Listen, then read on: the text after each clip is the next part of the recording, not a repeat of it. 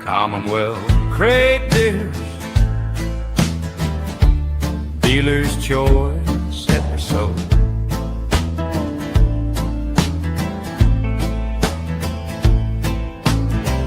Joe has some new stuff to show. Chris, well, you just never know.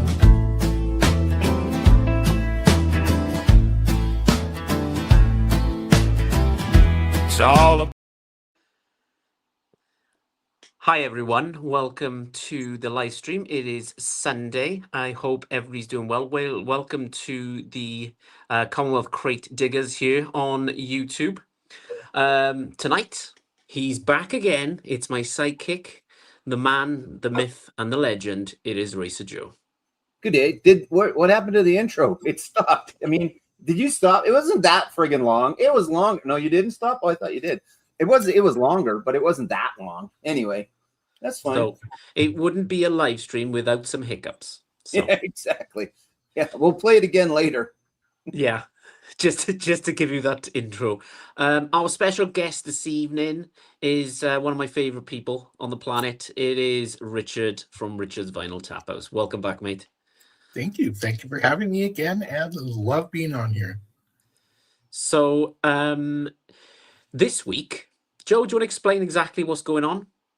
I don't know what's going on. Okay, yeah. Well, really, that is the case actually, because there's nothing specific. That's why it's called dealer's choice.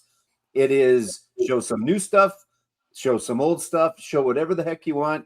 That's what we're here for. So it was kind of the opportunity to just pick whatever you like. Nothing specific, nothing drilled down to a topic by any means. You know, not that we always necessarily follow the topics all that well. Anyway, we try sometimes, but yeah, I got a bunch of new stuff that I haven't shown before. I'm not sure what you came up with. I don't know if you've got any new stuff in the last little while. Yeah, that's it.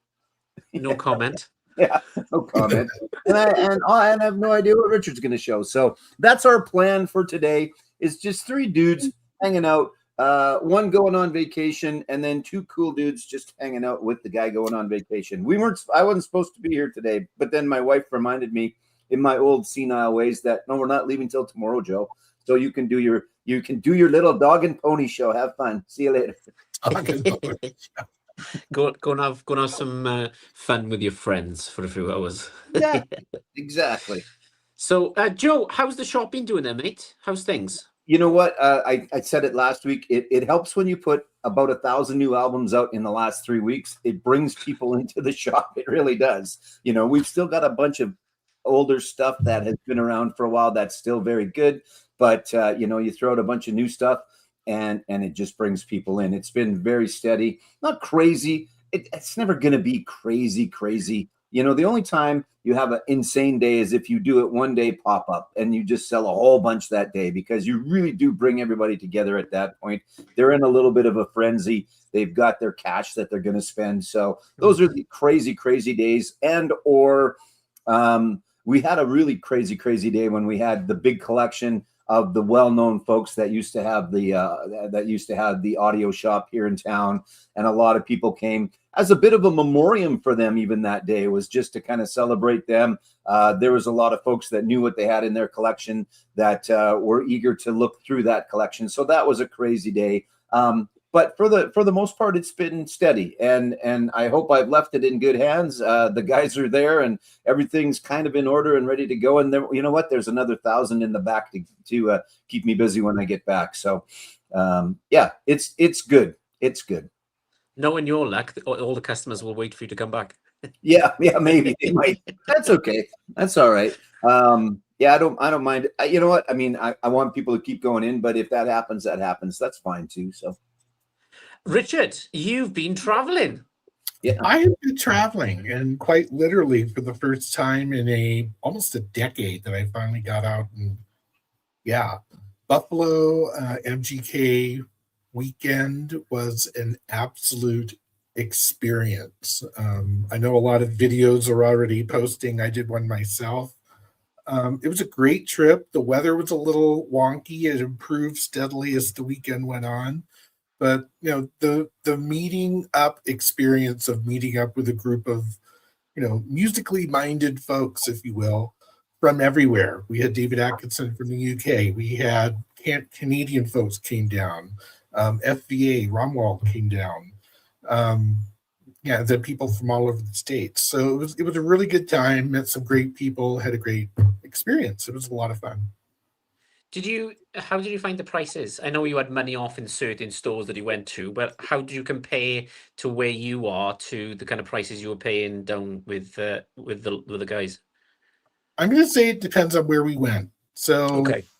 Revolver Records was very much like my local Twisted Shout, similarly priced. But then this place called Black Dots, and I think every video that you'll see from the MGK thing talks about Black Dots. They were a massive blowout sale. Anything under $10 was half off. And then Mike, MGK Boston in Buffalo. Yeah. Yeah, I know. We're like, what? Had arranged a discount up front. So we came into this place and we're just like, what?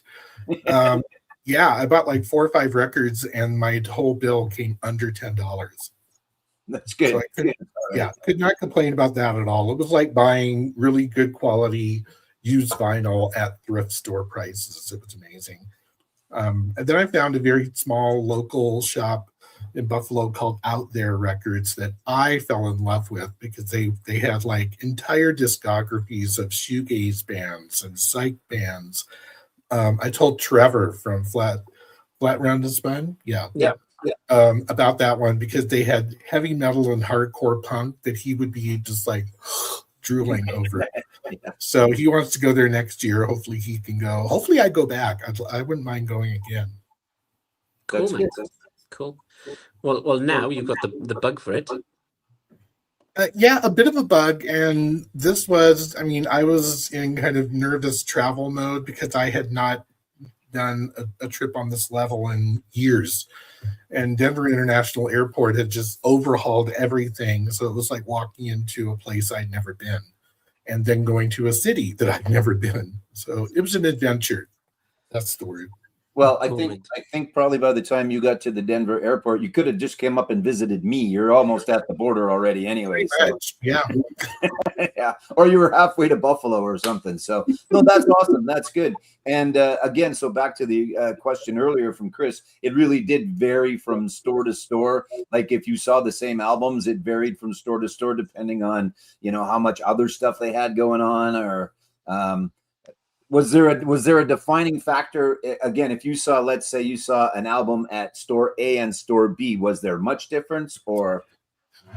No. And I would say like, especially new stuff was comparably priced to what I would see here in Denver.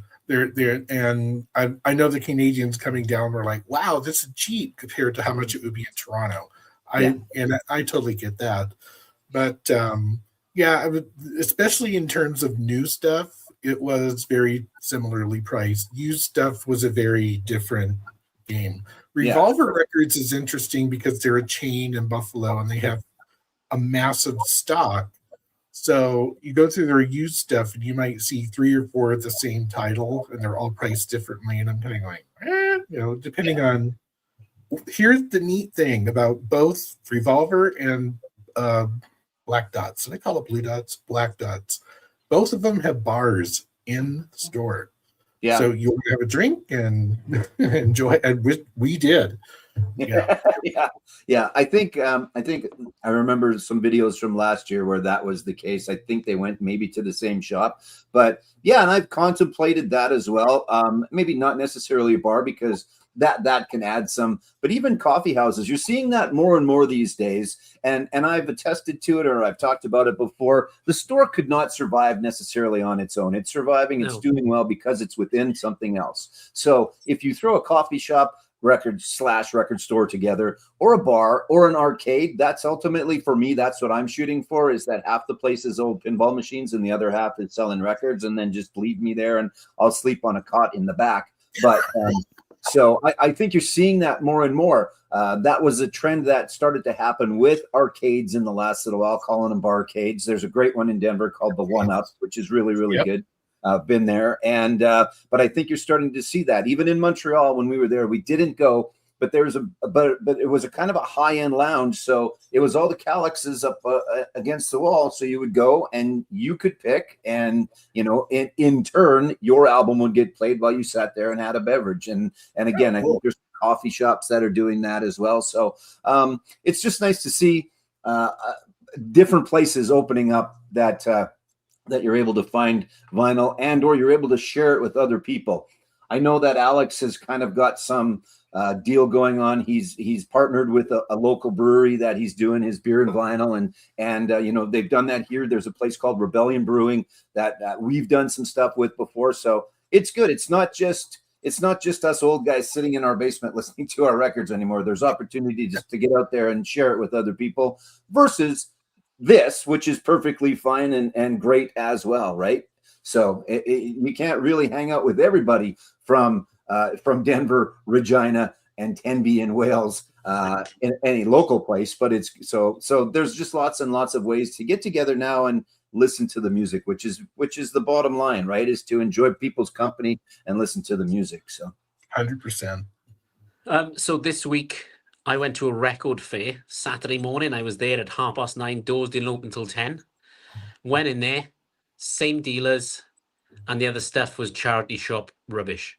It was just so disappointing, mate. They built this up to being, oh yeah, it's gonna be great, it's gonna be great. Got there, it's the same kind of stuff, overpriced, and then the rest of the stuff wasn't great. Yeah. And I said to Liz last time, I was like, I'm not doing fairs anymore unless I go with David Atkinson and a few others. But apart from that, I think I'm done with the smaller ones because it's the same guys just traveling around Wales, just doing the same shows. And I get it, they've got to make a living and the rest of it.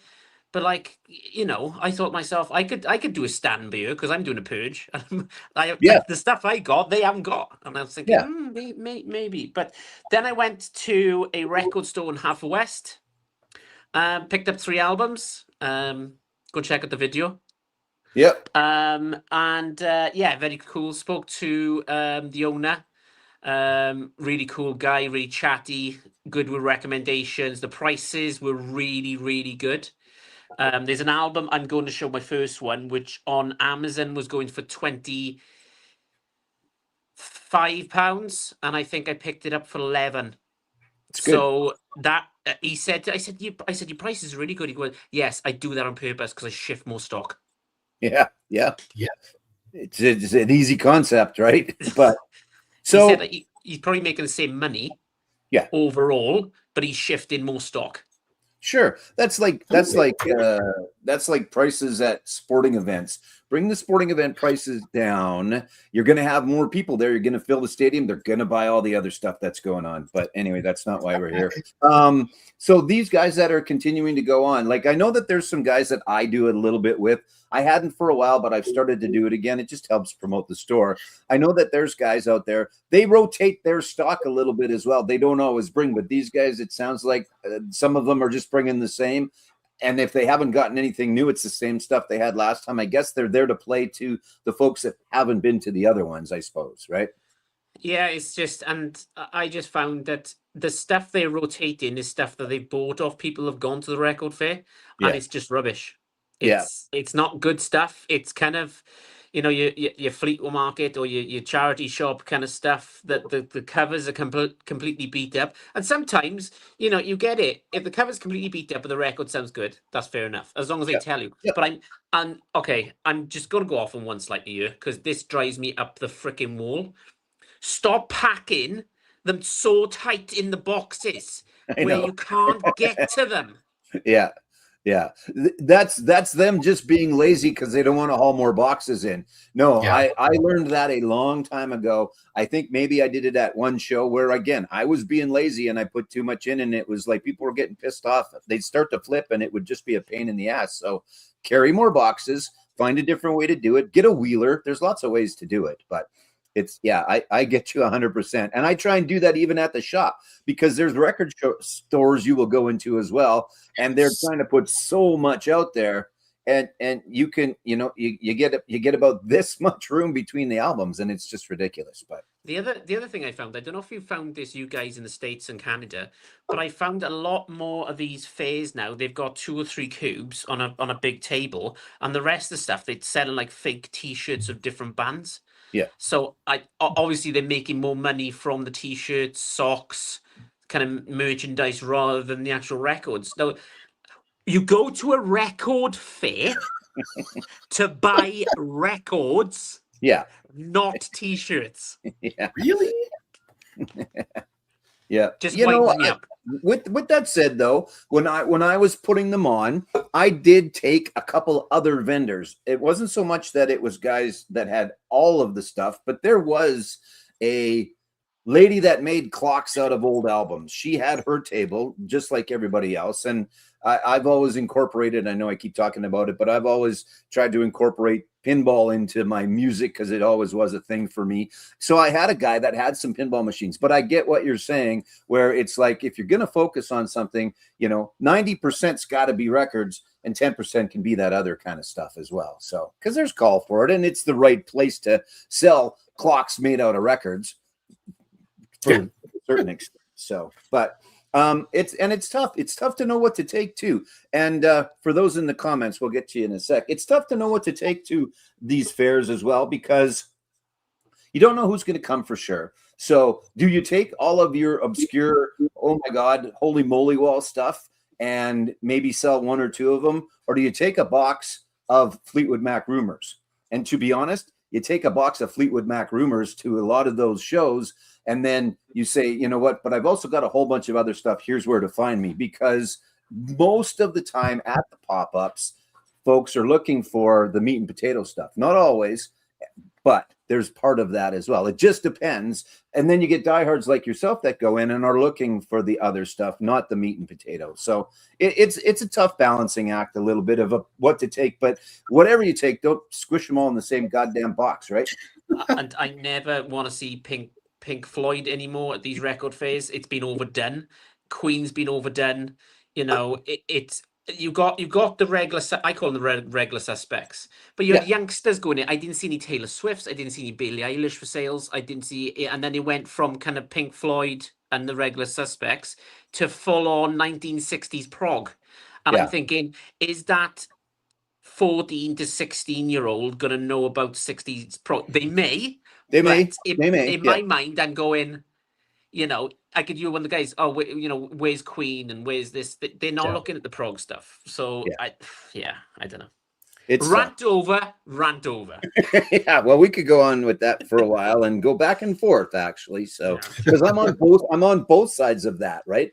That's the thing, is because when I go, there's stuff I know I want to look for and things like that. And then when I go and I'm selling, there's stuff I want to sell. Anyway, hello, Adrian. Nice to see you as always. Adrian, the only person that actually says hi to everyone on the panel, not just Chris.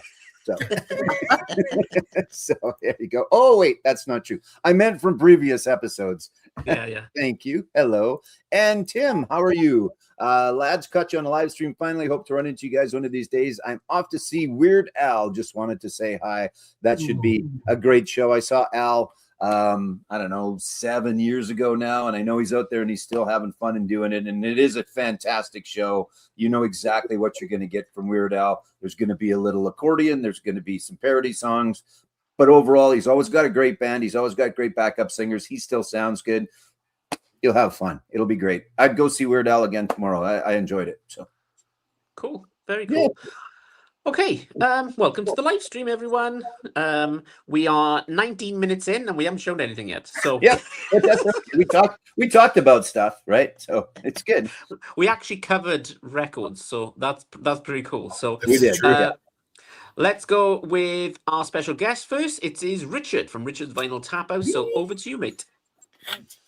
Well, Chris specifically asked that I show records to expand his palette musically, I guess. And I went one step further. I pulled a bunch of different genres of a bunch of different records that I play a lot over. So they're tried and true. It's not, the latest, cool thing or whatever. So, where should we start? How about Of course, all these are sleeved because I forgot to take them all out, but it's a pain in the butt to put them back in. But this guy, Bob Mould, and this guy will show up again as we go on. But Bob Mould is, singer, songwriter, head of the former trio that was, dominated the punk infrastructure in the 80s of Husker Du, and has since been in Sugar and done years and years of solo albums. This is kind of a compilation of all of the best of his solo years, and it's really quite a banger of an overall album. And my experimental lighting is betraying me slightly, but That's fine. some tracks on there anyway. Yeah, I mean, the guy has been doing solo albums since the late 80s when Husker Du imploded. But Wishing Well, See a Little Light was a single that was fairly huge on the MTV circuit. His mid-years stuff into the 90s, Paralyzed, Circles, Hoover Dam is from Sugar. It's a really good kind of retrospective of, I could just someone say Bob Mould. Hi, Emma. Hi, Emma. Yeah, I was waiting. I was waiting till you were looking at the screen before I put it up there. So yeah, there you go. You are a smart man. But yeah, Bob Mould has been one of my musical heroes. And I was kind of reluctant to pick up a compilation album of songs I've had for years and years. But it's really solid as, if I just want to sit down and hear a bunch of Bob songs without changing a bunch of records, here you go. Double album, fairly inexpensive and easy to find. So yeah, number one, Bob Mould. The compilation is called Distortion, the best of 89 to 2019. Excellent. Greatest hits then. Yeah, yeah, exactly. He is.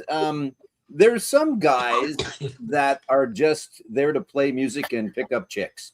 There's a lot of that. Bob is not that. Bob is a student of the music. I watched something with him a little while ago, and again, he was probably there to play the music and pick up whomever he wanted to pick up, right? But you could just tell it was Trackstar, I think, was one of the things I was watching, and he was talking to Jack, and they were just going through all the stuff and the people that influenced him, and then the people that he was fairly certain that he influenced as well. And there's a lot on both of those lists, I think, which is kind of cool. So, and you would know much better. I'm a fan, but I know very little, especially compared to yourself or the young lady that's in the comments as well, who's going to know that much more about him. But just a student of music, and there's guys like that. And again, there's lots of guys and or gals that aren't like that, and that's perfectly fine as well. But it's cool to run into and watch some stuff with some of these people, and just to hear again their influences, and then the young artists that have been influenced by them that then they've talked to, and we played this show with these guys and they were so excited to be, and then I was excited to be playing with them and that. So very cool, good stuff.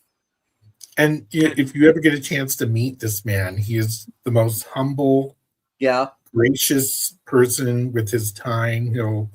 Signed everything. I have a lot of Bob Mould signed things. It's good. That photo right up there that I took. But yeah, great man, great musician. I will follow him until his dying days. Perfect. That's awesome. That's great. Here you go, Chris. There's your dealer. Has come and joined us for a little bit. It's a hell of a dealer to have. Thank you, Rob. Maybe we'll talk about this because I've got a lot of stuff to purge. There you go. I've sold, I think, in the last week. I've used Vinted. I don't know if that's the thing in America. Have you got Vinted? Okay. So I've sold 20 albums this week. As soon as Liz is putting them on, they're selling within minutes. Yeah. So yeah, I'm just trying to make space because we haven't really got that much space kind of in the back room. I could add, but she's not entirely happy with that.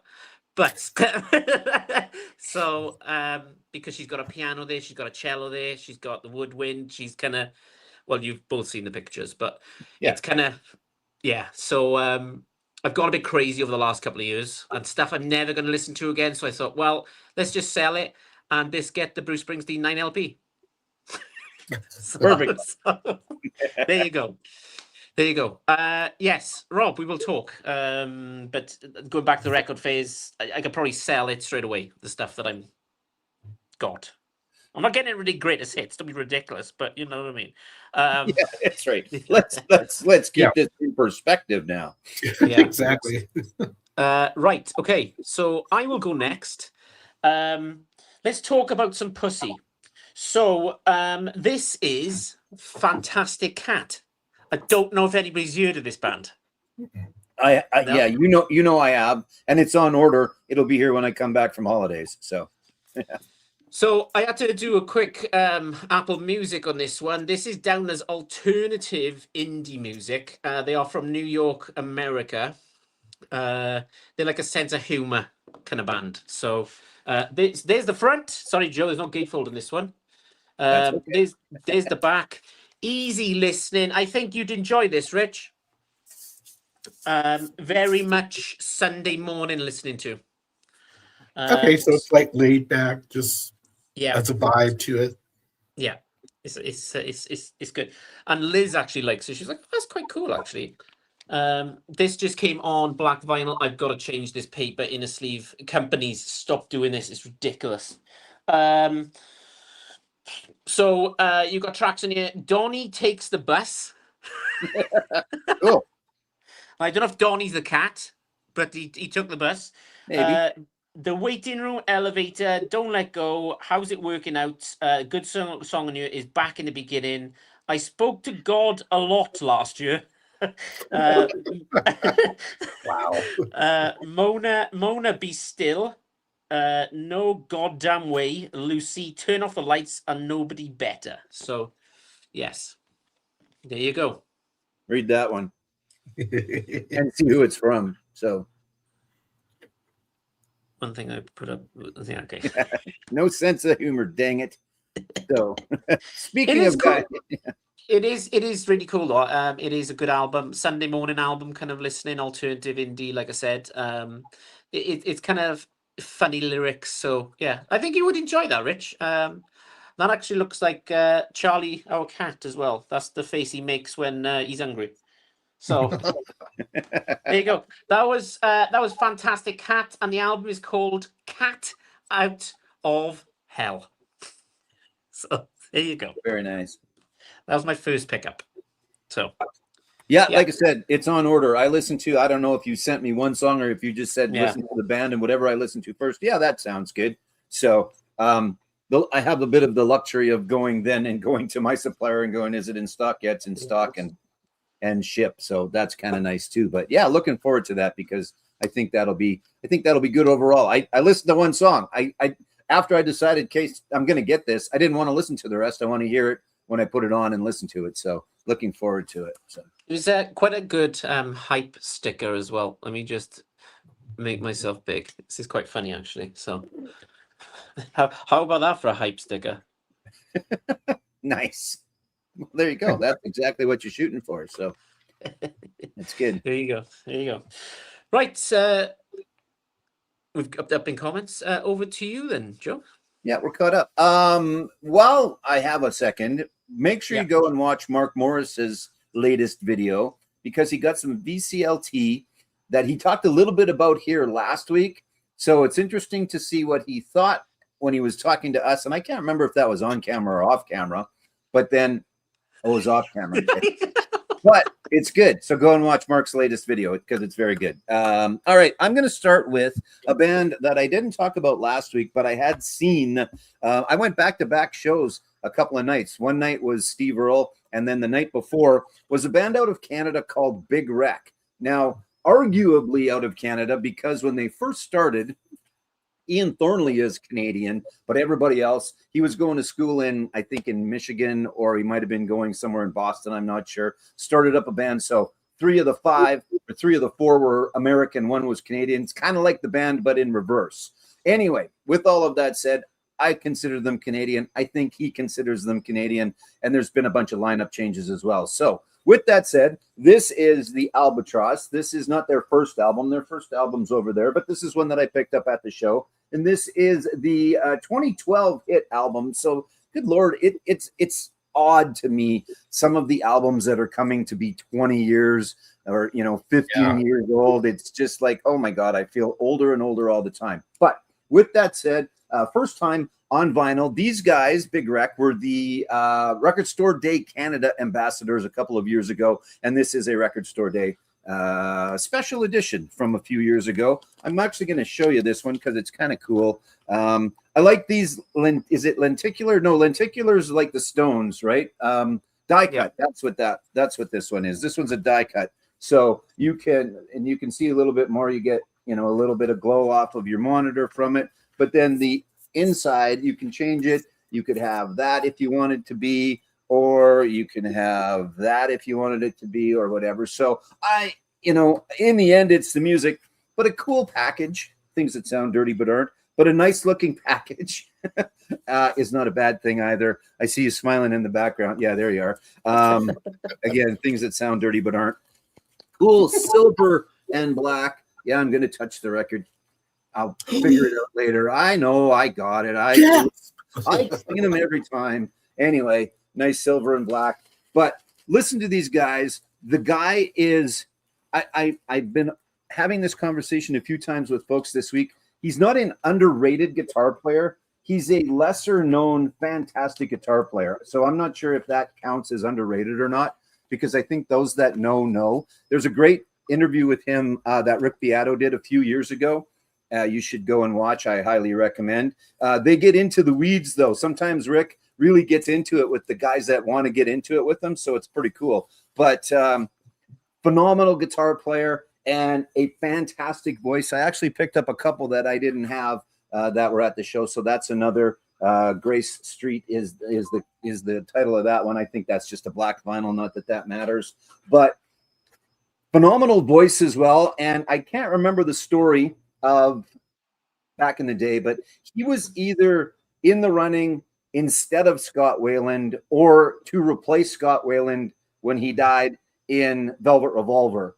And if you know Thornley's voice, he would have been perfect. I heard a Velvet Revolver song yesterday and then kind of put the two together and went, oh man, that would have been very good. He's a very, very strong vocalist, great guitar player. And he wouldn't have, if you have Slash in the band, you don't really need another guitar player, but he would have fit right in. So just really, really good. Check them out if you're not familiar with Canadian / American, whatever. Well, I'm going to take credit for them. Big Wreck. In Loving Memory is early, and that was kind of the bigger hit stuff. Albatross 2012, again, had a couple things on it, but they just continue to put out good, solid music. And if you get a chance to see them live, which you may, I don't know. They travel around. They still play all the time. So if you get a chance to see them, go and see them because you won't be disappointed in both. The band is a very, very solid. Drummer's fantastic, in fact, but great vocals, great guitar, good songwriting, but very, very loud. They love to play loud, like 11 loud, but clean. So it's good. It's okay. If it's clean and loud, that's fine. If it's loud and shitty sounding, that's a different story. Yeah. But highly recommend Big Wreck. So there you go. It's a band's name, I know. Yeah. Yeah. Well, it's right here, so I'll just show it. So that's the debut from a while ago. Happens to be autographed as well. But in loving memory of the Oath, that song were kind of the two bigger ones, whether they were international or not. I know they got a little bit of play in the States for sure, just because again there was they were kind of, are they Canadian, are they American? But so it's good stuff, really good. And if you get a chance, I highly recommend you go see them live for sure. So there you go. Cool. Okay. Let's do this. Yeah, you got it. Okay. Yeah. Okay. Yeah. There you go. And the next one's gonna make you laugh. Hang on. As a man of 64 last April, 15 or 20 years doesn't seem that long ago. No, it doesn't, mate. Yeah. Now do the one that you were actually going to do and I interrupted you. So yeah, there you go. Chris, you're commenting on your own stream. What the hell are you doing, man? Pay attention to what we're saying here. Yeah. It's because I've got premium. Yeah. I there's a lot of people I look forward to meeting, but Liz is one to just explain why she hangs out with you. That I just You know, I mean, I know the same can be said for Joanne. I completely get that, but so I keep saying to her, just keep taking the drugs and I'll keep loving you. exactly. Very nice. Yeah, very nice. So, all right, there you go. So yeah, yes, good. Okay, so we will move on. Back around. It's over to you, Rich. Oh, round two.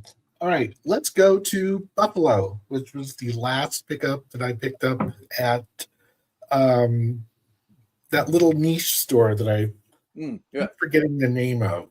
It'll come to me in like an hour because that's how it works. It's fine. A band from the UK. This is a band called Deary. It is dream pop, shoegazy. Chris, I know you love Sunday 1994. Yeah, yes.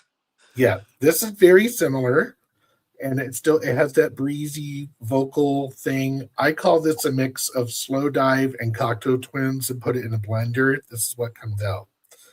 I've followed Yeah. these guys for a couple of years, and they've done 2 EPs that I had to order from the UK to cost a small fortune. This is their debut album. It's called Birding, and it is very good. It's kind of an extension of what they were doing with the EPs, with that kind of ethereal, hushed vocal, smooth. There's a song called Fairground, which is absolutely stellar. That's their first EP. The second one came out last year called Aurelia. Beautiful little EP. I think it's like 4 or 5 songs on that. But this is their first full-length album, and this may well be in my top 10 for the year already, and I've only had it for a week. Yeah, gorgeous. Came on very pretty, kind of light blue vinyl. Had I ordered this from the UK, it would have easily cost me over $50. I got this in the 30s, so I was happy to pay that because I saw it and I went, "Is this the new one from Deary?" And the guy goes, "Yeah, I just got it. Mine." Mine. I don't care. I will find a place to put this in my suitcase. It's coming home with me. And it did. So yeah, great album from UK's newer part of newer element of dream pop and shoegaze acts that are coming out and tickling my ears, if you will. But great album from them. You just triggered my brain then, because I think Steve Carlson showed that this morning, funny enough. He did. Yeah. In fact, I posted it on my MGK video, and he sent me a message like, "Hey, I was just and he paid a small for it because he had to get it from the UK." So yeah, it's on Bandcamp. Stream it from wherever you can. But it's a really good addition. I've bought very few brand new albums from 2026 so far. That was one of them, and I'm glad I did. Okay, Excellent. cool. Yeah, he was saying that because he arrived and it was damaged, wasn't it? Was that the one? I think. Oh, yeah. Yeah. Listen to this, Joe. You're gonna love this bit. I think wherever you ordered it from, I think it was maybe Amazon or whatever, wherever it came from, they put it in a paper bag. Really? Just a paper bag, eh? Yeah. Well, this will probably be fine. Maybe we'll throw a little tape on it. Hold the bag The together. corners were like that. Wow. Yeah, I don't know. I mean, there are lots and lots of places to go and find the proper way to ship these things. Yet there's You places think? that still aren't. It's ridiculous. So, No. oh well. Oh well. Right. I'm gonna keep on the British bandwagon again. A new band to me that I'm absolutely loving at the moment. Richard's gonna know. Yeah, I know that. So Maybe. Steve Carlson put me onto this band, and I knew nothing about them. He came on my live stream with Rob, David, and Morton a few weeks ago, and he said that this is his favorite album this year. And I will agree, it's probably in my top 5 that I picked up this year. I didn't do a blind buy. I streamed it, and I was like, yeah, I'd enjoy that. And it is the Molotovs. Yeah, I remember him talking about that. Yeah, just a couple, right? Isn't it just them? Yeah. They're from London, England. It's down as rock. I don't know what the hell Apple Music are describing genres by, but I put it down as kind of maybe an indie kind of rock duo. but it's really good. Can I touch on the Smiths here? Yeah. I'd say that kind of theme going on. But yeah, it's brilliant. I love it. I'll show you. There's no gatefold. Sorry, Joe. There's no gatefold tonight. I don't know the hell's going on. Where's all my money going? Yeah, But yeah, and this came on a kind of nice blue vinyl. So there you go. Remember right? They're like super young, aren't they? Like, Yeah. the guy's like 17 or something, and she's a little bit older than that. Yeah. There's 6 tracks on each side, which is perfect for me. It's not too long, it's not too short. It's kind of like in between that sweet spot that I do enjoy. So yeah, kind of think the Smiths, bit of Morrissey, maybe. Rich, I think you'd really enjoy this. I honestly do. Yeah. I've heard about it from Yeah. Steve Carlson. Andy's Music out in Birmingham mentioned it this morning on his like albums he's picked up since beginning of the year that made his top 10. And I'm like, oh, I've heard of it, but I haven't heard it yet. So I think this year, when I do my end of year kind of top 10, it's going to be harder this year than ever before, because I've discovered so much more British kind of indie rock, shall we say. I know you're proud of me. I know you are. about time, dude. I know. But this is brilliant. Like it's raw, it's indie rock. It's not heavy indie rock, Rich, but it's very upbeat. So I think you'd write this one down. Trust me. I am. Yeah. See, 10. Yeah. I'm old Yeah. school. So there you go. I know I'm showing a lot of new pickups that I've done, so I may have to cancel my end of month pickups because I'm showing them all now. Uh-oh. So there you go, the Molotovs, and that album is called Wasted on Youth. So there you go. Well, there you go. That means they're wasted on youth, or never mind. I don't know. Yes, well, you can whatever you want to put there. Yeah, whatever you like, right? Exactly. Cool. So there you go. Very nice. Yeah, no, I've again, I don't know that I've listened to. I'm sure I've listened to clips and snippets of, but I'm going to have to give them a little bit more of a listen. So awesome. That's good. It's good. It's good to see new music coming out of Britain as well.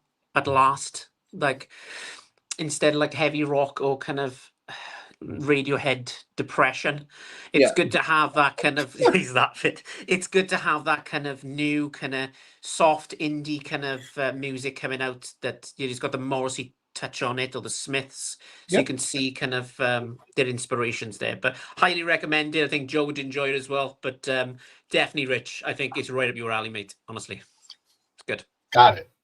Excellent. Right there. There you go. All right.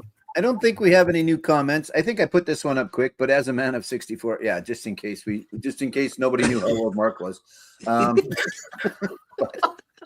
I love that man. He's awesome. He is in the great part of the VC, that is for sure. So, all right, I'm going to go with an artist that I know I've talked about a lot lately, and I'm not going to talk about her a whole bunch, but it's one that I picked up because that's kind of my theme today. It is one that I did not have from this young lady, Lady Gaga. This is Chromatica. I don't know why I had a look. I knew that's what it was, but I just wanted to show this one next to make up for none of your gatefolds, because it is the special edition and it's a trifold. So you show off. So, because you've got no gatefolds, I got trifolds.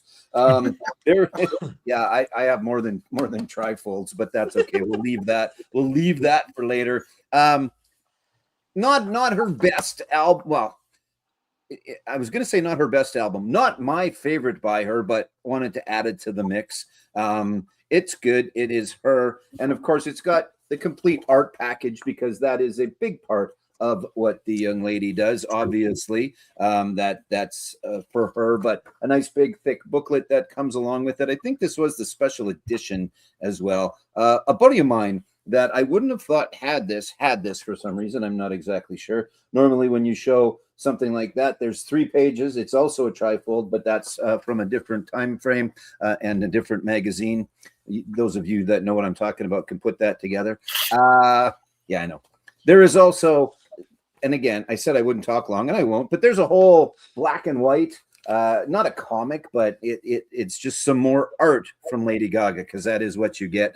And I think it is actually just black vinyl. It is. So it's nothing special as far as that goes, but cool cover, great art, very much her, but very much her in the dance category versus a little bit more of what she's been doing lately.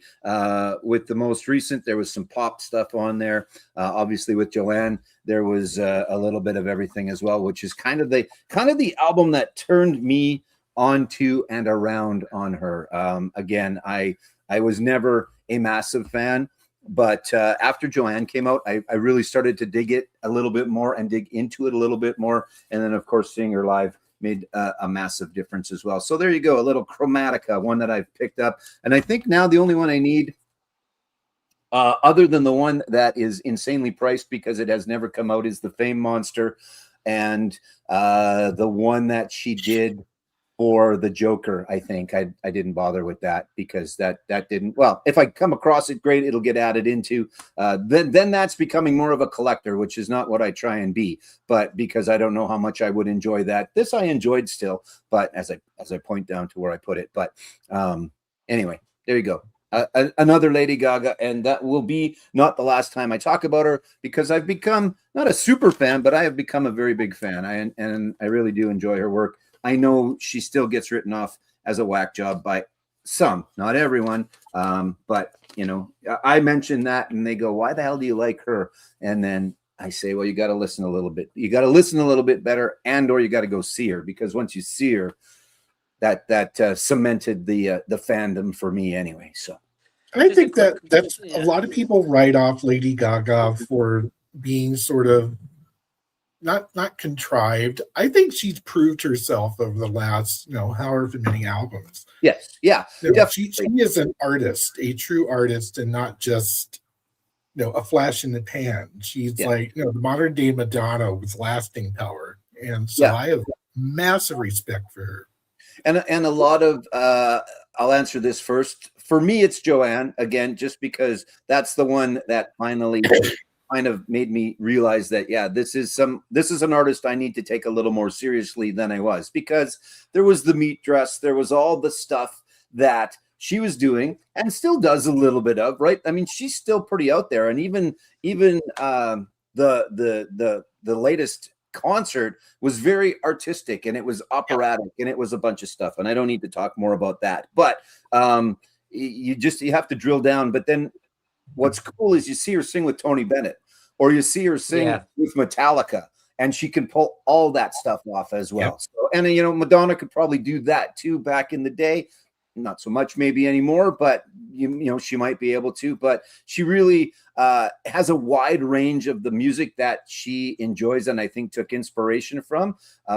She's a big Kiss fan because of all the stuff that Kiss was doing extracurricular. Yeah, exactly. Richard and I always bond a little over Kiss, but right, so that's part of her DNA as well. She was a big fan of that back in the day, and So anyway, there you go, Chromatica by Lady Gaga. Just going off subject slightly. So I was watching the BBC News the other day, and they were interviewing Dolly Parton's granddaughter. Okay. So they'd done a deep dive into the history of Dolly Parton and where she originally came from. Guess where her ancestors are from? Only because you're asking it, I'm going to guess Wales, so that it makes me look smart. And you should have just led me on with that and go, no, not Wales. Right. That's what gives you that idea? Yeah, what are you talking about? So she's just a good Southern girl from Wales, is what you're saying? Her ancestor's name, which won't come to surprise, was Jones. So she may be related to Tom as well. Yeah, maybe a little bit. Yeah. Both have a pretty darn good voice. So, and are both sex symbols in their own right, I suppose. Right. So, that's a fantastic artist too. That I think maybe gets written off a little bit because of all the wigs and all the boobs and all the everything else. But she could write a song, and she's been performing for a very long time, still is, and again works with a lot of different people. And is very philanthropic, if nothing else, man. She's given away more money than maybe she's made. Not quite, but which is always a bonus. And who else got a theme park? Yeah, exactly. That's right. Yeah. You don't see Kid Rockland. That's for damn sure. What is it? Dolly World? Is that it? Yeah, Dolly Dollywood. World. Yeah, That's it. yeah. In Tennessee, in the Blue Ridge Mountains, I think, or something along the lines of that. But just her reading and the books that she has bought for kids and that whole thing. That's fantastic. That's fantastic. And again, lots and lots of great songs. And she said she's written over 3,000 songs. We haven't heard 3,000 songs, but there's a documentary that I haven't watched for a while. Might watch again because it was very good. She's written 3,000 songs, and she wrote "I Will Always Love You" and "Jolene" on the same day. So that's a good day of songwriting, I think. So, Kidding. yeah. Right, cool. Fantastic. Okay, so we will keep things moving. There's nothing in the chat. I just had a quick check. Rich, back over to you. This is going on quick. I'm really enjoying this tonight, guys. Discovering new music, loving it. Brilliant. Well done. Yeah, I got a pile of stuff. You were mentioning newer bands from the UK that, are doing something or doing something at least different. And this is going to be one called for you, definitely. I think you'd like this. It's called Pale Blue Eyes. The album is called This House. Came out in 2023. They've done a new album last year, 2025, that's on the same vein. They're out of South Devon. It's a trio. Indie rock, very not synth pop. I wrote this down. I'm old, I forget stuff. Indie pop, synth pop, Light New Order, and LCD sound system. Okay. So, boom. Catchy as hell. It's amazing how I was just kind of like one of those albums that you play the first time and you're pretty much hooked. And I played this a lot, and I still play this in the car, at home, whatever. This is one of the ones that doesn't go back in the shelf. It just stays out. Super solid album. Again, this came out in 2023. Fairly easy to find. I know it's available on Bandcamp. I'm pretty sure of it. The new one, which I also have, is called New Place, and it comes in kind of an OB strip thing. Not much to see on the cover, but as good as this one. Again, called This House. Great album, great band out of South Devon. New Order influence is huge. It just has this repetitive beat. I'm not going to say it's dance music, but it has enough of a beat to, it would be a good road trip album. Okay. Very good. What that first album you just showed them on the front of the house? What's that album called, Rich? It is called This House. Okay. Right. Okay. Literally aptly named. Yeah. Exactly. It's easy to remember. It's like, oh yeah, pale blue eyes. This house. It has a house on the cover. Do you like the weird thing? Well, not weird because Richard's pretty much British. But what I find is he'll show stuff. Yeah, he'll show stuff that I've never heard of, and they're British, and I'm like, how did that happen? How did that fall through the cracks? I've showed bands from Wales that you didn't know were from Wales. Cam in the past has showed Welsh bands, and I'm like, what the hell are these? Never heard of them before. So cool. All right, Rich, I'll check them out definitely. Thanks, mate. Appreciate that. We're going to America next. A band recommended to me from Christian from the Vinyl Sanctuary. And the band is called Sharp Pins, and the album is called Balloon, Balloon, Balloon. Very good album. This is brilliant. Guy in his 20s. He is from... It just says United States of America, so I don't know. It's down as indie rock. I'd put it down as maybe it's got like a 1960s kind of Beatles, maybe that kind of theme going on. He's in his 20s though, but yeah, old soul. The name obviously Balloon, Balloon, Balloon. Don't know if you've run out of balloons at that point, but yes, it's no gatefold at all. Nope, nothing. That's all right. That's okay. I'll just show the inside. This is pretty cool. You don't see this very often anymore. So It's kind of Yeah, like a poster with the lyrics and everything on it, some artwork on here. Yeah, it's really, really good.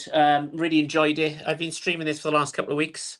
Had to order this from America, took a few weeks to arrive. This came out in 2025. So yes, it's really good. I really enjoy it. Highly Nice. recommend. Rich, if you haven't got it, get it. Oh, I've heard of it because Americana Sam brought it up. He said Yeah. it was very Birds Light, very Jangle Pop. I Yeah. streamed it. I really did love it. And thanks for bringing it back into my mind, because now it will make me go look for it. Yeah. Christian said to me, he said, Chris, I think you really enjoy it. And I do. So it's good to know that a vinyl community actually look after you now and again. It's kind of like, yeah, you would enjoy this. Not going, yeah, you need to get this, and then you pick it up and it's like, what is this? And it's But shite. yeah, but it's really good. It's refreshing. Yeah. I will say that it's refreshing. So there you go. That was Sharp Pins and Balloon.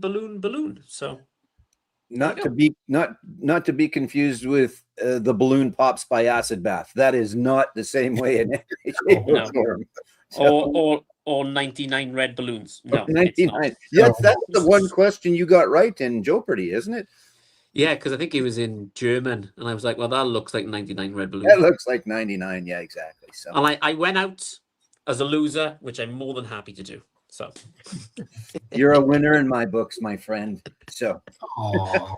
always. he's after something. No, you don't even have to put up with me. Well, you'll have to put up with me in text. You won't have to put up with seeing me for a couple of weeks because, again, going on a Canadian road trip through the Rockies. So looking forward to it. It's going to be cool. Ooh, fun. Yeah, it'll be good for sure. Speaking of Canadian, we're gonna stay in Canada. Older band, been around since about '92. This just happens to be one that I just picked up though. If our friend Brian was here, Brian, Embryonic Robot, you've heard him talk about these guys numerous times before, and I think he's a very big fan. But it is a band called Sloan, and this is the Double Cross, a little later album. I don't remember exactly when this one was. Let's see. I brought up their discography, and then I went off of it. Please hold. That doesn't really matter. Well, now I've got it back up again. That sounds dirty, but isn't. 2011. They started in 92, but this is 2011. Had a little bit of a hit on here, Unkind. Just good Canadian rock and roll. And I know I say that a lot, but there is a bit of a flavor here that is non-describable per se. Comparable to, I don't know, if I compared them to REM, I'd probably get shot. But I mean, a little bit of that. I don't know, Richard, I saw you shaking your head. I think you're a little familiar with Sloan. I'm not. Yeah, but I know of them. I actually love their first album because it's very shoegazy, and then they took it about based on their approach and went a little bit more not Canadiana, but in a way a little more rock, and a little more rock, like a little on the alternative side. I think if you had to pigeonhole them into something, it would be a little more alternative, but good stuff. It's an odd album though, because again, the single, which is Unkind, that was forever ago, even that as a single, is not necessarily indicative of the rest of the album. It's a bit of a departure for them other than that song. And even that song was a little more poppy than it was alternative. So good album. Just happens to be one that I've picked up from them recently. So another band I think that you would probably dig, and then we've probably talked about it before, Chris. We talk about stuff on a daily basis and throw names around all the time. If we bought every album that the other one suggested, that's all we'd be doing. But again, I think you should check them out. And as Richard said, go back to the first album. And then Money City Maniacs, that era or whatever. But it's good. It's worth a listen for sure. That I think that you might like. So, and I think they've probably got some UK influence. I think a little bit as well. So I think UK influence. And Chris, just so you know, I know damn well that they have a best of or greatest hits. They do, yeah, they certainly do, yeah. I keep telling them to get Our Lady Peace's greatest hits. So I think that's one that's a bit of a ball ache, that one is, because it's just that may be waiting till I get to Canada. Okay, well, we can do that. Yeah, but you were going to say I interrupted you. Sorry. Yeah, it's gone. It's gone. Yeah, It's gone. It's Yeah, gone. It's gone. Was it about Sloan? Was it about Canadian? Was it about things that we've recommended? Oh yeah, okay. So it's quite funny to me that I can randomly text Richard, randomly text Joe, Daryl, Brian, Embryonic Robot, David Atkinson, Rob Walker, and I'll go, oh, remember you mentioned this 2 weeks ago, and it's just come into my brain. Yeah. Where do I start there? Or what do you think of this album? Yeah. Yeah. So, What's and the he will best say, place to start with Band X, right? yeah, Everyone's glad. yeah. Yeah. Or I'll say to Richard, stupidly, my first part of the question is, have you heard of this band? He's like, duh. I heard of them. I heard of them 20 years ago, but that's okay. Yeah, right. Let's talk about them now. So, right? But it's always good because, the people we hang around will always give honest opinions and Yeah. kind of, they know our taste, which is so weird to be on different countries. Like, you get to know these people, which is amazing, really. And they can say, no, Chris, you may want to miss that one, but try that album instead. Give that a go. Start there first. Richard said this, like, start there first and then go from there. Yep. And don't make any blind buys. Stream it first. Right. Yeah. Yeah. That's right. Every once in Especially a while. when records are $40 a piece. No, you don't do Yeah. blind buys. Yeah. I I've been did, pretty lucky yeah. though lately. So, yeah, which is good. I did a blind buy on the weekend and it didn't turn out well. It was the Post Malone album, and yeah, that's getting sold. It's a double-edged sword though, because it's cool not to hear it until it goes on your turntable and you hear the whole thing. But sometimes it goes on your turntable, you hear the whole thing, go, shit, I like that song, but Yeah. that's about it. So I thought it had the song Sunflower on it from Spider-Man, and it's the album before that. And listening to it, I just thought, you're not going to enjoy this, so just chuck it in the purge. And somebody else. put it in It the wasn't bin. it was like £11 brand new. Probably that's why. But I like Post Malone. I like his album before he went to country, and I like his country stuff as well. Yeah. But this stuff is just, I can't play it in the house. There's too many swear words. Liz is gonna go, turn that off for kids around. He was just in Edmonton, I think, last night. Him and Jelly Roll and others. But yeah, he's on the I can't remember, the big ass tour or something along the lines of that. So I don't know if I'd pay to see him live. I do enjoy his last two albums. If you're talking about a Zach Brown band, then I'd pay a couple of grand to go and see him. But that's different a different story. Yeah, different Yeah, story. so- Yeah, I am the lightest of Post Malone fan. I like when he sings Nirvana songs with Nirvana. That might be the closest I get to being. Have you got that on vinyl? No, I don't. I should, but I don't. So, yeah. Do you want to borrow it? Yeah. I mean, I thought his voice kind of lent himself to that. Yeah. The songwriting was always there, so it really didn't matter if you could sing and you kind of fit in with everybody else in the band. You could pull off Nirvana stuff, but his fit in there, I think. So I think I got that on vinyl. That was with Travis Barker. That was a lockdown session on, I think that came out on Record Store Day about 2 years ago. it might have think. something like that. Yeah, might have. Release it for the public to listen. Bring it out. Yeah. Release the Kraken. Oh wait. New Spider-Man comes out next week though, so I'm excited about that. Yeah, we need to see Deadpool in the new Spider-Man. Yeah. There's some cool stuff. Actually, they just said that Ryan Gosling is going to be Ghost Rider, which will be interesting as well. So I'm sorry, but my Ghost Rider is always going to be Nick Cave. well, yeah. I Cage, agree. Nicolas I Cage. completely agree. I think Gosling will do good, and hopefully they do what they did with Sam Elliott, where it was kind of the handoff, because that's the story-ish of Ghost Rider, as much as I know, is that it's always been a different guy as they go along. But anyway, we discussed Sloan. yes, so Sloan, so yes, and not Sloan from Ferris Bueller's Day Off, but she was kind of cute. So there you go, Sloan. Yes, and I think. Good album, but there's earlier stuff, as Rich said, that you might enjoy a little bit more. That's still a good album. Okay, cool. Right. Back over to you, Rich. Ooh, it's me. Hello. Hello. How about a band that doesn't come up on the VC too much, I don't think. I think I mentioned this once, and Brian Emerionic was like, "Oh, that's a great album. Haven't heard about that for a while." And it's the band Deer Hunter and the album Microcastle. For me, one of those super important albums that came out, like in the last 25 or so years. I want to say this is early 2000, maybe 2010. Band out of Athens, Georgia. I got some notes over here because I'm old. Bradford Cox and Lockett Punt. I would never remember those names if I had to do it. But Deer Hunter are kind of indie, alt indie. They're very hard to describe, but they're amazing songwriters, and they just have an atmosphere to every one of their albums they've done. Sadly, over a progression of Deer Hunter albums, I've lost interest after these two that I'm going to show. So Microcastle is the one. Oh, look, I have a gatefold. Yay! All right, nice. But yeah, brilliant album. This is one I could listen to over and over and over again as I can.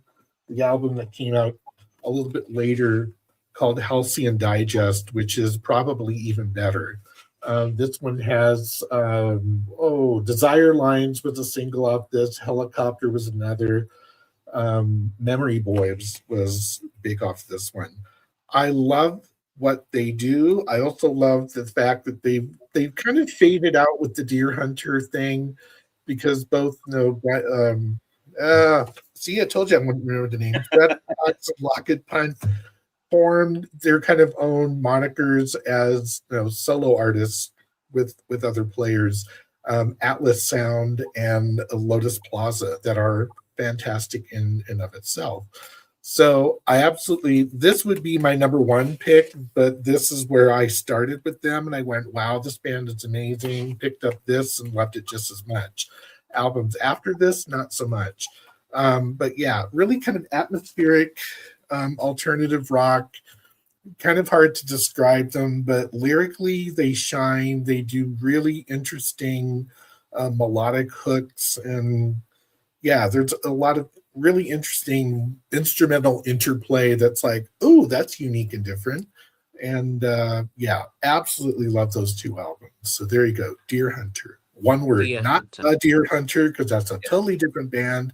And I don't know why the film came into mind then. You said Deer Hunter. I was like, that happens. Is that the same girl on the cover? I was just thinking, I know it's not. Well, I don't know it's not. I don't think it is. I'm just wondering, was there ever a band that put the same person on the cover all the time?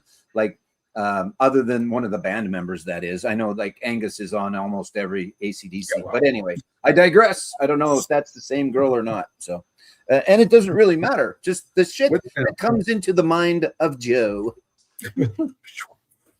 Yeah. It doesn't stay in there very long, but it comes in for a second, kind of rolls around a bit. Never mind. Yeah. What were those two guys' names? Yeah. I gotta write stuff down. Yeah. It's not like they're Joe Smith.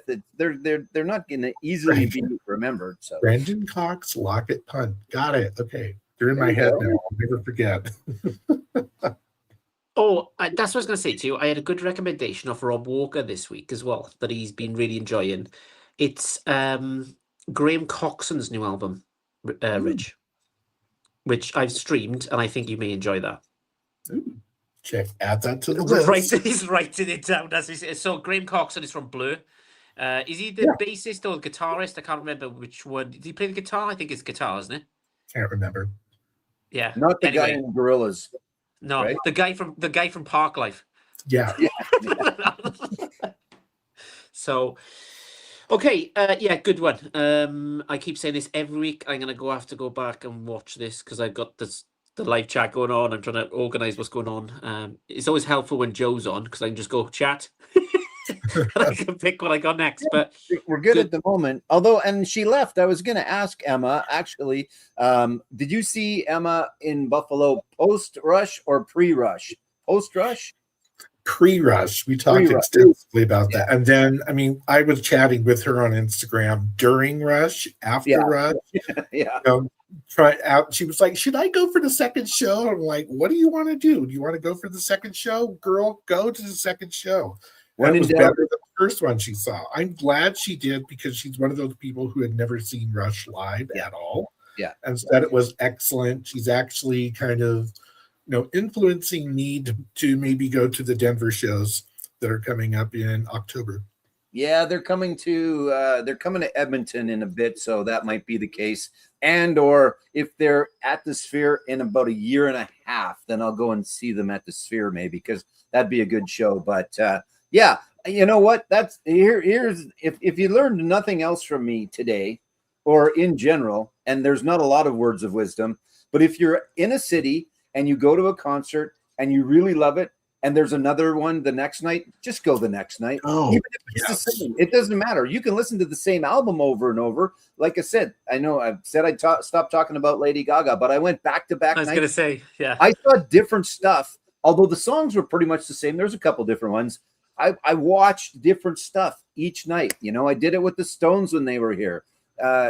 Just go, because what do you got to lose? A couple $100 bucks, whatever, right? You don't have. And that this Rush tour, they have about 4 different set lists running, so there's commonality, but they're mixing it up. So Yes. Emma saw a very different, not totally different, but different show the second time. Yeah. So there, like I said, if you learned nothing else from me today, go. Don't look at set lists before you go. That's that I told my kids that's one of the few things that I've passed down fatherly knowledge. Never look at the set list, because that way you don't know what's coming and you won't be disappointed if it's not on the set list. And then go to a concert twice if you're in the same city. Yes, Chris, I'm shutting up now. Go. I was listening to you. I know you were.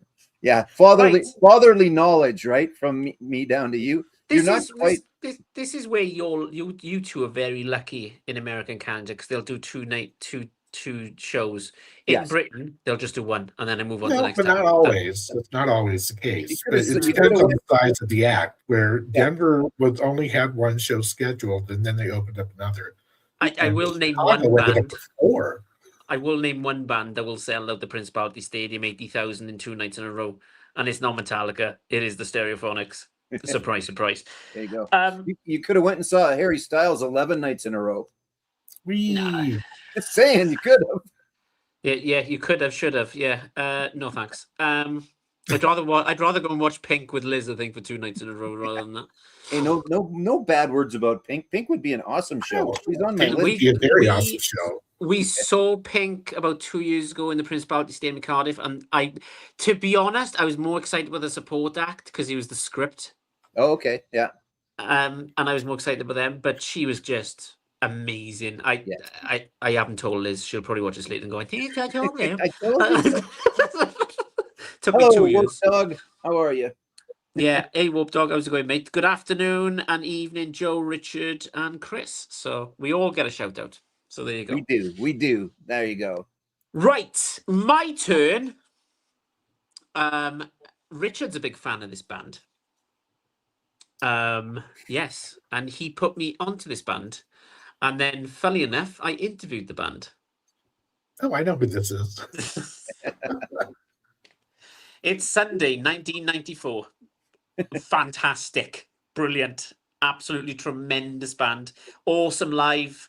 I sent pictures of Richard me interviewing backstage, and he was like, shit. Very cool couple. He was very down to earth. He's from, I'm gonna say, Reading for some reason. I think he's around that area. He reminds me a bit of Cam. You look at him, he's got the same kind of hair, the glasses, and that kind of stuff. She was really, really down to earth. But it's brilliant. I can't wait to see what they bring up next. Same. So there's no gatefold on this one again. That's okay. It's all right. I didn't do this. I seriously didn't do this on purpose. So there they are. Obviously, that's the lead singer. That's her partner. I don't know if this person's still with them, the drummer, because on the gig I went to was a female drummer that looks nothing like this person. But if I was going to pick one song to pick on this one, I'd probably go with Stained Glass Window. That was probably their big hit on this one. Just came on black vinyl. But yeah, Sunday 1994s. Nobody's ever not heard of them. Give them a stream. See what you think. Let me know in the comments below. But yeah, really good kind of band. Yeah, well done, Rich. Good recommendation on that one. So Well, that one came out of the blue, and I think I discovered them about the same time I told you about them. So Yeah. we were kind of learning about them together. because what happened was I sent a message. Well, you've met my mate Jeff because you've been on a live stream with him. So Jeff used to present on BBC Sport. He's got his own radio station. He's interviewed from Metallica to Ozzy to Queen to Judas Priest, you name it. He's interviewed them.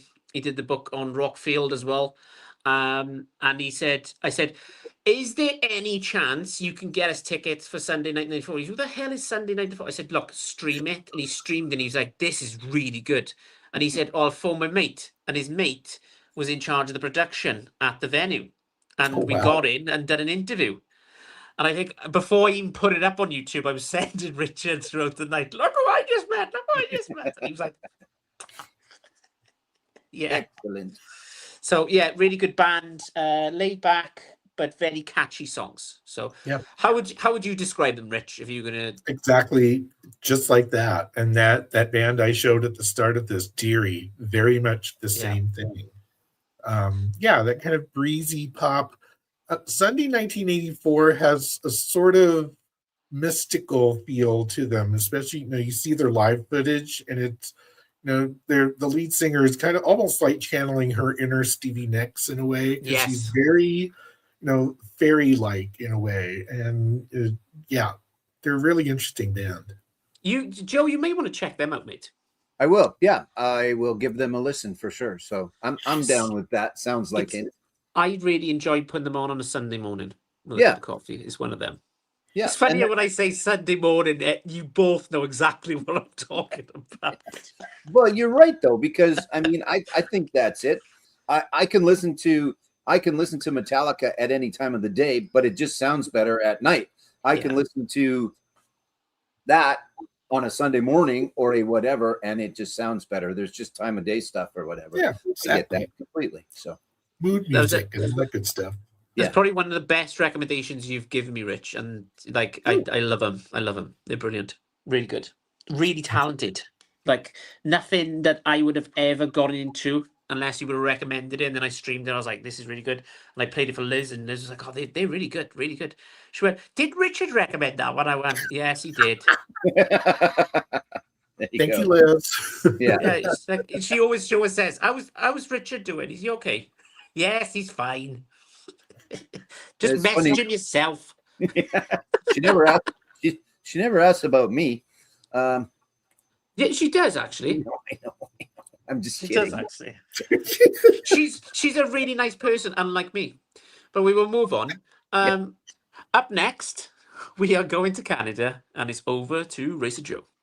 Okay, so I'm going to stick with the Sunday morning music. I'm not sure if you guys have heard of these guys or not, but it is certainly get up, rub the sleep from your eyes, get a coffee going, and then listen to the Cramps. Oh, yeah. So I have no idea. Another band that just wasn't in the collection. I'm not sure exactly why, but bad music for bad people. These all got reissued in the last little while, so that's kind of cool. Songs the Lord Taught Us, Back to Where It All Started, and then one more just because as well. So a bit of a triple. Psychedelic Psychedelic Jungle. Pardon me.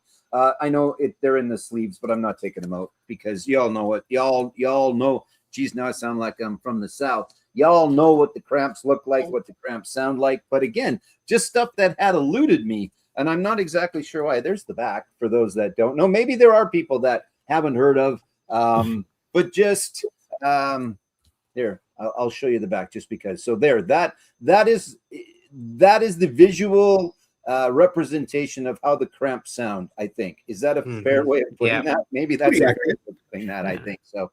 But I love the artwork. It's always cool. I think when I ordered it or went searching a little bit more, besides the fact that they have just reissued a bunch of them, including these, I think it's Back to Our Punk one. I mean, Yes. obviously I'd heard of, but the guys kind of talked me into it a little bit. So every week this damn show costs me money, but that's okay. It's only money, and it's still cheaper than cocaine. So I think that's Steve Carlson's favorite album from the Cramps is the yellow one in the front. Yeah. That's how I knew about them, because he showed it. Because I think he went into a record shop or something. And they found the original pressing, and he had to spend a bit extra. But yeah, it was on the punk. It was on the punk episode. I think we discussed that because I pre-ordered that, and then it got cancelled by Rough Trade, which they love doing to me. I don't know Yeah, why. you said. They must see my name and go, "Oh, screw him." Yeah. And if you are of the younger generation and watch the show Wednesday on Netflix, Goo Goo Muck is the Cramps, the one that she dances to. Not that you know what, I enjoy Wednesday as well. I think it's good, but it's Tim Burton, so Tim Burton can not do a hell of a lot wrong in my opinion. But anyway, good stuff. Good stuff. So say that again, Joe. Is there a? Did you say there's a documentary about that? No, there's not a documentary about that. There's a documentary you had mentioned about Rockville, right? There's Yes. that, but no, just the TV show Wednesday, the Tim Burton one with what's her name? I can't remember her name. Anyway, Yeah. no. Her. Yeah, you know, her. Yeah. You know what's her name? Yeah. Well, no, I'll think of it in a bit. I'm not. Look, I'm going to show you my hands so that I'm not Googling at the same time. That sounds bad. Here's my hands, and I'm not Googling. Wow. Okay. Wow. Let's just move There you on. go. Yeah, there you go, Mark. See, Mark's got it. Mark, we love you, Mark. You 64-year-old bastard, you. So, and Mark was putting earlier on as well. I have that record, Joe. Fantastic. So, Yeah, it is good stuff. Again, it's maybe it's a little bit of mood music, not certainly necessarily Sunday morning, put the coffee on and wipe the sleep from your eyes music, but good fun stuff. And yeah, just straightforward rock and roll, punk, whatever you want to call it. Like the Ramones. The Ramones are the Ramones, and you put them on and you know what you're going to get with the Ramones. You're fairly safe to say what you're going to get from the Cramps as well. They don't stray too far off, I don't think. Well, plus it's really good. Good. Good to see that they're reissuing stuff. Yeah, it is just definitely. in case anybody's listening to this in the car, Mark Morris has just left a comment going, "Go to hell, Joe." Yeah. And Whoop Dog saying Henry Rollins is helping to get the Cramps officially reissued, as well as that early and released material. So yeah, and there's some special editions and things like that. These are just the standard, but they all sound good. They all sound nice. I don't think they got remastered or cleaned up or anything. How do you remaster the Cramps or do anything different? It's what it is, right? It's not like you take a Pink Floyd album and mess with all the shit that was going on. Right. The Cramps are the Cramps, and away you go. So yeah, it's good. It's just good stuff. Warp Dog, listen to me when I say this. Let's get you on a live stream. Okay. Yeah. Let's get you on with me and Joe. Okay. Show me what you got. Yep, I like it. Okay, right. Let's keep things moving then. This is coming on quick. Back to you, Rich. Back to me. Woo-hoo. I have some choices here, and I think I'm going to go with this one. This was a Rob Walker recommendation for me. Oh, look out. And well, I mean, he was going through, albums that have that kind of 80s sound from new bands. And he recommended this group from Canada, of all places. They're out of Toronto, and they're called Ducks Limited. And I absolutely love this album. I mean, it hits every box for, do you want a band that sounds like 80s synth pop, very, Smith's New Order type feel to it? This is the album. I think they have 3 out now. All of them are very similar. This one's called Harm's Way. And the other one that I have, if I can get it, I think this is where I started, is Modern Fiction. And they came out within the last, 2 or 3 years. But I love the album covers because, the artwork is just kind of cool. Yep. But yeah, they're out of Toronto, very 80s sound, not synth pop, not like, out there synth pop. But New Order-ish. It has a beat. You're kind of going, wow, it has some really big hooks. So this album, again, called Modern Fiction and Harm's Way. I can't remember which one is their newer one, but they're both excellent. I play these a lot, and they're albums that I come back to. So Ducks Limited out of Toronto, Ontario. That second album you showed, the cover of that looks a lot like the Editors Oh, yes, it does. album. They've done it. Ironically, guess who else I pulled for this? Was that Was one? it? Yeah, this looks like the back room a bit. Yeah. And I pulled that because I want to talk about the Editors if we have time, but we'll see. We will make time for you, Richard, because we've Exactly. got you on. I appreciate it. No worries, mate. Okay, I will go next. I didn't get anything ready. What's wrong with you, Chris? Okay, an album recommended by Cam from the Vinyl Narrative. The band is called Bridget Call Me Baby. Love American band. We keep saying this. Think of the Smiths and Morrissey. Yeah, It's- exactly. It's amazing. I love this. This is kind of my favorite album so far this year that I picked up.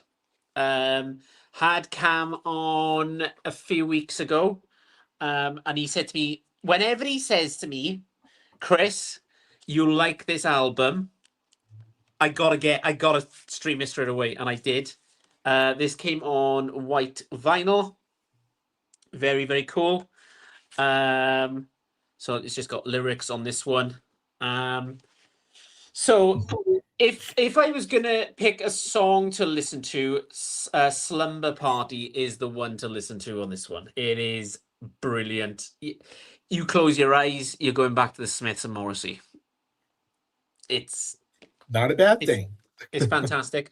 I've sent so many links to Joe on this. Yeah. It's I have 3 of them ordered, so there's only one in stock, but 3 of them are coming eventually. So I thought a little Brian Ferry-ish as well, yes. right? I think a little bit the lead singer's that- voice, and Yeah, it has that sort of sophistopop feel to it. But yeah. It's so a little backstory here, because I was on YouTube and I was like, why the hell are they calling themselves Bridget Calls Me Baby? So the backstory on this one is that he had a pen pal from England. Then the woman was called Bridget. And that's how he came up with the name Bridget Call Me Baby. So they were pen pals. And he got a lot of his influence from the Smiths, from Morrissey. That's the kind of music he's into. It's brilliant. Rich, if you haven't got this, mate, you need to get this. This is brilliant. I've mate. streamed bits and pieces of it. It's one of those ones. Yeah, it's on that short list of I need. My system these days has been to stream for a lot longer before I buy new things, because I've even still gotten burned where I've streamed it for a couple of days and thought I'm going to buy it, then I get it and I play it once and shelve it, and I'm trying to stop doing that. There's no fillers for me on this one. I found myself listening to Morrissey the other day. That's not a bad thing either. I'm quite tempted to get his new album. I have it. I like it a lot. It's very good. Gav Axman Spins has been on to me about Morrissey. He's like, well, Chris, the stuff you're picking up, why don't you just get Morrissey? And I'm like, he's a bit of a dick. I don't know. I just 2 or 3 albums for Morrissey to start with: Viva Hate, Your Arsenal, and the new one. Yeah. Those 3. Any of those 3 would be a good starting point for getting into Morrissey. What's the new one called? Is this Staring at the Moon or something? Or was that one of the songs? No, it's I can't even think what it's called. It has a quirky title. It has typical weird Morrissey cover art, which I can't think what it is. Yeah, where it's going. That album. If you find that, then that's the right one. So. But I can't recommend this enough to Richard. Joe knows about this. Honestly, mate, I think you thoroughly enjoy this, mate. So there you go. I'm recommending albums that I know he's gonna love. It's weird. What's happening to me? I've gone from the greatest hits to picking up random albums. But yeah, so Bridget Calls Me Baby. The album is called Irreversible. So yeah, there you go. Nice. Yeah, like I said, I've solely based it off of the first one that came up on YouTube. So we'll see how it goes. Because like I said, I didn't order just one; I ordered 3 of them because that's how many they have. I don't know if that's how many they have out, or that's how many it showed in the system that I've got right now. So there's your current. Let me bring this up here. There's your current Morrissey there, I believe, right? Make Yeah, It yeah. Lie, is What's that that it? called? It's a lie. Make It a Lie. So. Oh, right. Yeah. So there you go. I was never there's a lot of people that I appreciate and get that I just don't go back to and listen very often, and that was one of them. It might be the dickhead part, but that hasn't stopped me before because I still listen to Kiss, and 2 of the biggest dickheads in the world are in Kiss. But anyway, I digress a little bit. So yes, I enjoyed either you sent me a song or the first one when I YouTubed that band, and good stuff. I don't think that's the one that's in stock though. What was it that's in stock? The House is Made of Corners, which is I think a little bit older, but Irreversible and Future Is Our Way Out still to come. So hopefully they're back in a couple of weeks, and I'll give them a listen. Has he done a greatest hits, Morrissey, on vinyl? Oh, I'm pretty sure. And I know that they just reissued a best of Smith's Volume 1 and 2. But I don't want to drop $50 on 2 albums. But pretty much I have every one of the songs on those, other than some live things I think they might have thrown on. So but I know there's a best of Morrissey. I just don't know if I can recommend it because I don't think it's official. I think it was kind of released on a sub label of whatever he was on. So Gav said to me when we go to Bristol Record Fair, because it's me, Rob, David, and Cam meeting up for the Bristol Record Fair in October, and he said to me, "I'm going to hand you an album for you to buy and listen and sit down and listen to it," because he said that from the ones you're picking up at the moment, I can recommend an album that will suit you. And I was like, okay. Nothing over £30, mate. Okay, just keep the price down. Here, buy this new Rolling Stones album. Yeah. Yeah, right. Yeah. I won't be doing that. Trust me. But yes, that is Bridget Calls Me Baby. Good one. I have sold a couple of the Stones, and I haven't listened to it all in its entirety because, again, it's on order for me, and I will listen to it when it comes. But they got to stop testing the water of just how much they can charge us for this shit. It's ridiculous. Yes. We talked about that to death, but and I've explained that it's $55 is cost Canadian. So that puts it up. Amazon Canada, as an example, I hate to use them as an example, but Amazon Canada has it at $82, or you can get the superhero versions, which you get a comic book for $120. And it's I get it. We're the Rolling Stones. Let's see what we can get out of this, but still. It's just a double album. It's not a triple. It's not anything crazy. It's not like you get a whole bunch of extra stuff, a slip mat, a t-shirt, all the rest of it. It's a double album. Some of them are colored, some of them are black variant. Still the same price as well, other than the superhero ones, which have different covers, comic book stuff like that. But anyway, I know, Joe, you're a fan, but I preferred Hackney Diamonds to this album. Yeah. I haven't listened to it yet, so but yes, it's not in my wheelhouse, if that makes sense. I've never been a big, massive Stones fan, and I'm not a massive Beatles fan either. I like my more indie rock, which I like that kind of theme. I'll stream it again. I probably won't pick it up though, mate. If I'm being honest, it's not my kind of music. I mean, part of it for me is I get it at a little bit less for cost. Would I pay $80 for it? I don't know that I would. So part of it is that I get it at cost, so that helps a little bit. Not that it's much, but it's $20, which just buys another album. And part of it is because I have a fairly substantial Stones collection already. Yeah. If it's the last one, it's the last one, and I don't mind it. I like it. It's them. So yeah, there's a lot of factors that have me buying it. but there's a lot of factors that if they weren't, I would probably pass as well. Right. But so yeah. I always knew that Hackney Diamonds would take some beating, to be honest, because that was a really good album. Definitely. You know what? Lady Gaga's on that album. So There you go. Yeah. Joe, do you want to quickly go to the comments before we go to you? yeah, here we go. I think we did that part already, but let's do this. The only way I'll get into Morrissey is if someone sits me down and plays me his songs with humor in them. And I don't know if that's the case again, because I'm not a fan, but could you play a humorous Morrissey song for Warp Dog and he'd get into them? Or I find, personally, I find Morrissey, even with both solo and Smith's, there is a lot of humor in there, but it's very deep, literate humor. So it might come from like and I don't know, an Oscar Wilde something or other, where it's like a little line in there, just like, oh, that's very tongue in cheek. So it's deep humor. It's not exactly ha ha humor. yeah, that's fair. That's fair. Well, there you go. So, all right, let's do this. Hey guys, what did I miss? Screw it. We'll just start over. Okay, here we go.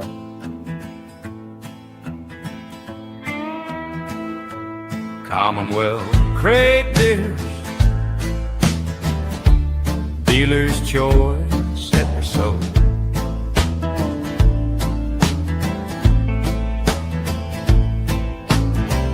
Joe has some new stuff to show. Chris, well, you just never know.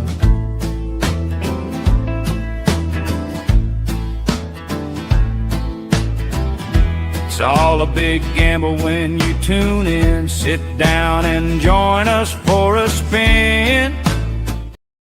That's enough. Chris, I look in that AI animation bullshit that I come up with. I look like not just your grandpa, but like your great grandpa in that one. I think. Well, I like the cowboy hats that it put on there. So you have missed some good stuff, actually, Trevor. But nice to see you. Glad that you are here as always. Our good friend from Seattle of Flat Round and Spun. I think we even mentioned your name and good reasons, right? You mentioned Trevor. Oh, I know, because he wasn't able to go to Buffalo this time, so he wasn't able to, right? Yeah. And then I believe that Grace and Mom are back home from their trip as well. So hopefully that all went well. And hopefully Dad's feeling a little better as well. If you watch on a regular basis, you'll know exactly what I'm talking about. If this is the first time watching, none of this will make any sense to you whatsoever. But that really happens a lot when I speak anyway. So Warp Dob's got a comment, but there, Joe. Yeah, here we go. Thank you, Richard. Good start with a reference. No one explained it to me before, so that's what we're here for. We try. we try. Yeah, exactly. So I don't even know who went last. I'm really confused now. I went last. Okay. Yeah, you went. Calls me baby. Okay. Yeah, you went last. That's right. It was 20 minutes ago, I think. Yeah. But you went last. So that's okay. We're here. We're good. Yeah. Rich, over to you. Yeah.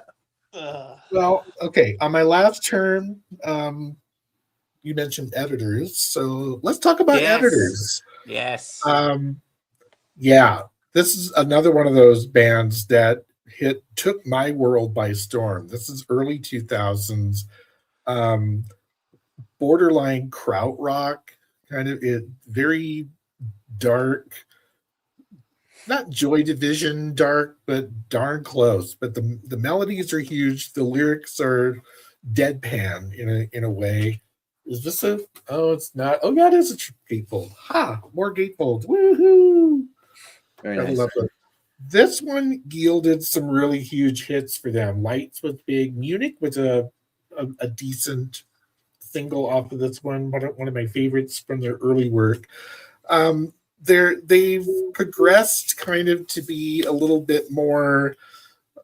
They've gone from being that sort of krautrock feel to more of an electronica sound, which doesn't particularly gel with me. I'm kind of waiting to see what their newer album coming out. I think it's Tom Smith, one of those names. The lead singer for this is on here. Of course not. Information is never on record covers when you need it. No. He did a solo album that was very acoustic and extremely good. I want to say Tom Smith. It's a very common name, but no, when I found it, I was just kind of going, I'll give it a try. Checked it out, and I absolutely loved it. It came out the very end of last year, and I had just done my top 10 list for 2025. And that album would have made my top 10. I think I put it at bubbling under, like haven't been able to get this enough listens. But yeah, the solo album from the lead singer of the Editors, absolutely amazing. But this album is very much my favorite Editors album, full stop. Yeah. Super dark, kind of, again, sort of krautrock feel. I can't think of a better adjective for it, but I absolutely love that album. Saw them. They came to the United States on that album tour. Met them. They did an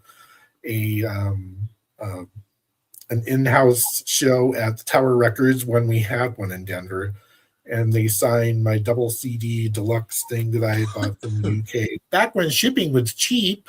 Yeah, exactly. Yeah, not so much anymore, but yeah. And yeah, I've seen them a couple of times. They're a great live band, and they're it's very hit and miss with some of their albums, but that one is very solid. So The Back Room by the Editors. That came out in 2005, Rich. Was it 2005? I thought it was around there. So yep, 2005, Kitchenware Records. I'm pretty sure. I think it got a reissue since then. It might have even been a record store thing. So I think that got released back in, I want to say 2017, 2018 time, maybe. Possibly. Yeah. They might have. But yeah, because as well as I do, Joe, you might agree with me. Some of those early 2000 vinyl pressings are yeah. Iffy. Some of them are noisy. And when they first came out, they were amazing. Yeah, really good. Joe, I think you may enjoy that. Editors, the first album. I will add it to the ever-growing list. Yep. It only has got 2,000 albums on there now. Yeah, that's right. Yeah, exactly. Yeah, like I said though, usually what I'll do is I'll just screw it. I'll just order it. So, but not always. Not always. This I'll listen to them though. So. Right. Okay. Let's keep it moving. Am I next? Yeah, you are. Oh shit. Okay. I'm gonna pick a greatest hits that a few Canadians have told me to pick up to get started with. Oh, okay. So he's got a few albums. There was a re-release of a box set greatest hits. This came on Black Vinyl. So Jim Croce. If I was going to pick a song, one of my favorite ones is "These Dreams" and "A Long Time Ago." I really like them tracks. Just want to get started with him because a lot of Canadians, not Canadians, Americans as well, recommend this. So I saw this in a charity shop for £1. Yeah. So I was like, okay, let's give it a crack. This is a original pressing of a greatest hits. That doesn't make any sense. But I have listened to him a few times. I think the reissue of the box set online is going for like £60. Joe, 120 Canadian dollars. So I went, let's pick it up for £1. Yeah. Go from there. I mean, passed away unfortunately early. Had a fairly decent career going at the time. Great singer-songwriter. We talk about the different genres and the different things that we want to listen to. He would 100% fall into get your coffee on a Sunday morning and put some stuff on. Yes. But then it kicks in a little bit too with stuff like Don't Mess Around with Jim and things like that. I am a big fan, obviously. But that was a backup plan just in case I run out of records. Obviously, we're not going to run out of records tonight. I'm going to show my favorite album by this artist, and it's changed over the weeks. Yeah. It's Gordon Lightfoot. This is my new favorite album that he did. So this one is Summertime Dream. It's brilliant. Daryl, I hate you for doing this to me. But the wreck of Edmund Fitzgerald is my favorite one in this one. It's just That's a classic. That's an absolute classic. If you look up singer songwriter in the dictionary, it might be a picture of that song actually. So, but didn't we have? I think it was the Canadian special, Joe, and I went, I'm going to show the greatest singer songwriter. We had Brian on, and what did he said? What was his favorite one? Artist. Yeah. Jesus. Good Lord. Oh my God. I had it. Cohen. Yeah. He goes, oh yeah, you're going to show Leonard Cohen, and then you didn't. So No. yeah. Jeez. So that was my. Obviously, I just want to show the Jim Croce. I do like him. I think I'm going to stop at the greatest hits, though. That's probably enough for me. Yeah. That's fair. I mean, that's 100% fair. It's kind of like I picked up Trooper as well. A greatest hits. That's enough. Hot Shots. Yeah, that's all you need from those guys. I mean, there's lots of other good stuff, but that'll get you through life. Having Trooper Hot Shots for sure. It'll be good. So but yeah, my mum put me on to Lightfoot when I was a kid. Didn't realize that my memory got unlocked when I was watching the Vinyl Community and Brian talking about it, yourself, Daryl, a few others, and he's just to me the ultimate singer-songwriter. Trevor mentioning every year in Detroit, there's a ceremony for those who perished on the Edmund Fitzgerald. We talk about the song. It is a true story that Gord wrote. Very good song. Go and listen to it. Go and find it. I sent you that little clip of Joanne and I when we went past the memorial, which is kind of cool for a Canadian kid, that has listened to that song for a very long time. That was kind of neat. Real quick, another Gordon Lightfoot story I was watching. There's a host from Canada. He did a bunch of other stuff, including some stuff on Apple TV. And I probably told you this. No, I know I told you this. George Stroumboulopoulos is his name. Started on Much Music, started in Toronto. Has done a bunch of great stuff. He started up a series called The House of Strombo. He had artists and people off the street just come into his house. He lives in Toronto and, grab 50 people off the street. And they would come in, and it was the likes of The Cult, and he had Robert Plant in his house. Like, they just set it up in his living room, and he played. But he's got one, and I watched it a little bit ago, with Steve Earle, and he tells the story. Gordon Lightfoot just shows up at the front door and knocks on the door. Hey, can I come in? I think Steve Earle's playing tonight. It's like, yeah, come on. You sit down. So every once in a while, the cameraman finds Gordon Lightfoot in the audience when he's shooting the Steve Earle stuff. So, yeah. Hey, can I come in? Yeah, you can come in. That's fine. We'll allow it. Yeah, we'll allow it. But there's lots of really good stuff there. We try and recommend good albums, but and we talk about guys like Rick Beato and things like that. Look up George Stroumboulopoulos as well. I know it sounds like a made-up name, but it's not. But the House of Strombo, along with a bunch of other stuff, including him and Rick Beato, which kind of got me back onto watching some George stuff. They do an interview together when Rick was in Toronto talking to Rush. So good stuff. But yeah, the Gordon Lightfoot, it's like you see him in the background every once in a while. And he's just sitting there listening to Steve Earle play like anybody else. So it was great. That clip you sent me, I just couldn't get over. And I was like, the amount of artists that he's interviewed and been in front of, and yeah, I just couldn't imagine that. My brain would do overtime. I think it'd be like, and he's got great questions. There's the standard Entertainment Tonight bullshit that gets asked all the time, but George actually comes up with some very good stuff. And again, Rick's another great guy at interviewing. Again, where there's standard questions that get asked all the time, but every once in a while they just come up with a gem, and the guy goes, "Well, that's a great question." And I always, when someone would say that to me back in the day when I was doing it with sports and that, it was like, I know that's why I asked it, but it's just really, really good. Can you imagine a Gordon Lightfoot biopic?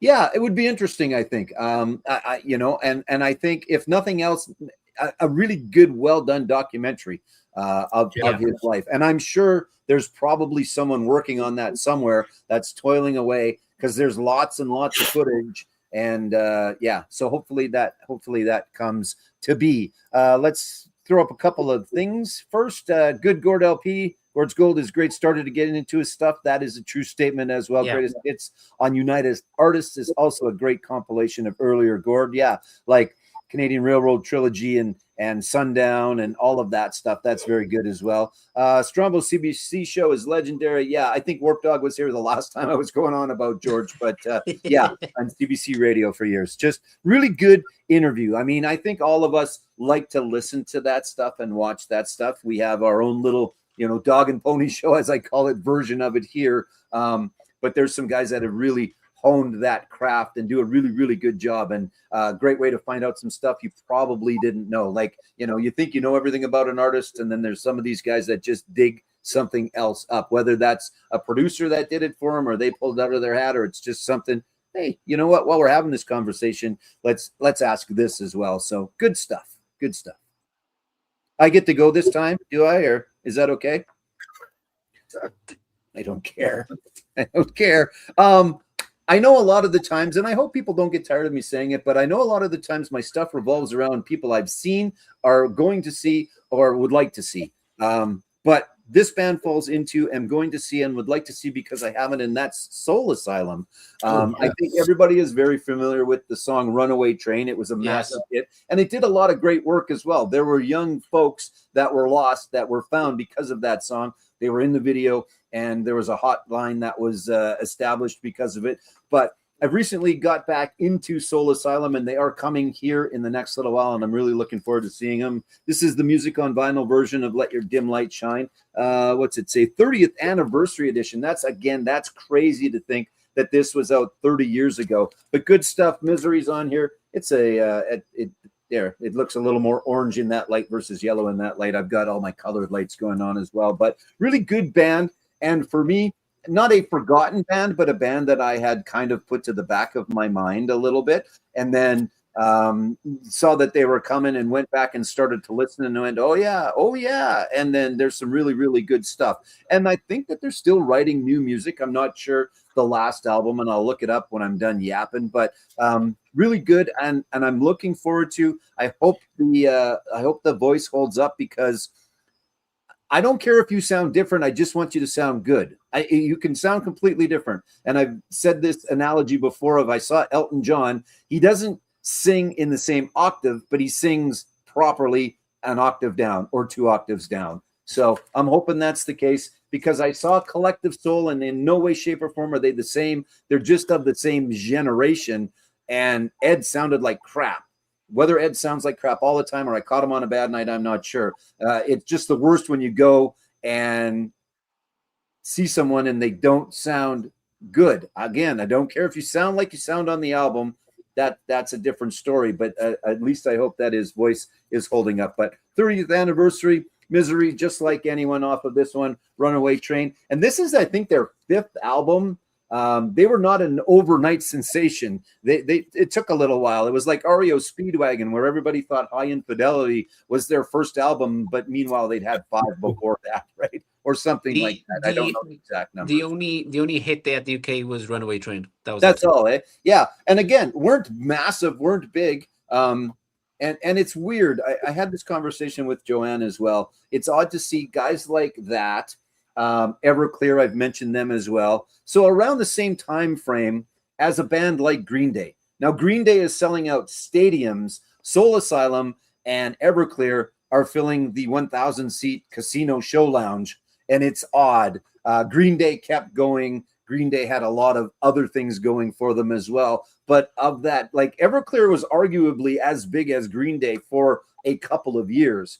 It's just circumstances and the way that it plays out. So, but I'll take them in a big stadium, or I'll take them in the Casino Show Lounge. Either way, I'm just happy to be seeing them. So you've triggered my mind, yeah, because there was an advert. I hate this because I end up buying albums. You know, these adverts you get on Instagram. Yeah. And that triggered my mind. There's a live album coming. What Would Become of Me? It's a MPLS Unplugged Live. So I don't know where that is. Cool. Yeah, that'll be good. That'll be good. So they did release What Would Become of Me live. That came out on the 3rd of June, so the Yeah. album is due for a live. So And you don't think of Minneapolis, Minnesota as a hotbed of music, but it is, right? A little bit. That's for a while. Yeah, it was for a while. So them, obviously Prince. And I thought Bob was from around there too, wasn't he? Maybe. Well, Hipster Do was formed in Minneapolis, but Bob is from New York. But yeah, right. Yeah, but the band, right? So there's some of those musical hotspots that nobody really thinks about until you start to think about it, and then go, oh yeah, shit. There was a lot of really good stuff came out of there. Again, Prince, Morris Day and the Time. There was some good stuff out of Minute. It's cold there, so you got lots of time to write songs and come up with stuff, I guess, or something. Yeah. just quickly before we go to wrap this up and go around the round this one more time, I streamed the Strokes' new album today. Yeah. And yeah, they remind me of their best days are behind them. It's not the Strokes as you remember them. right.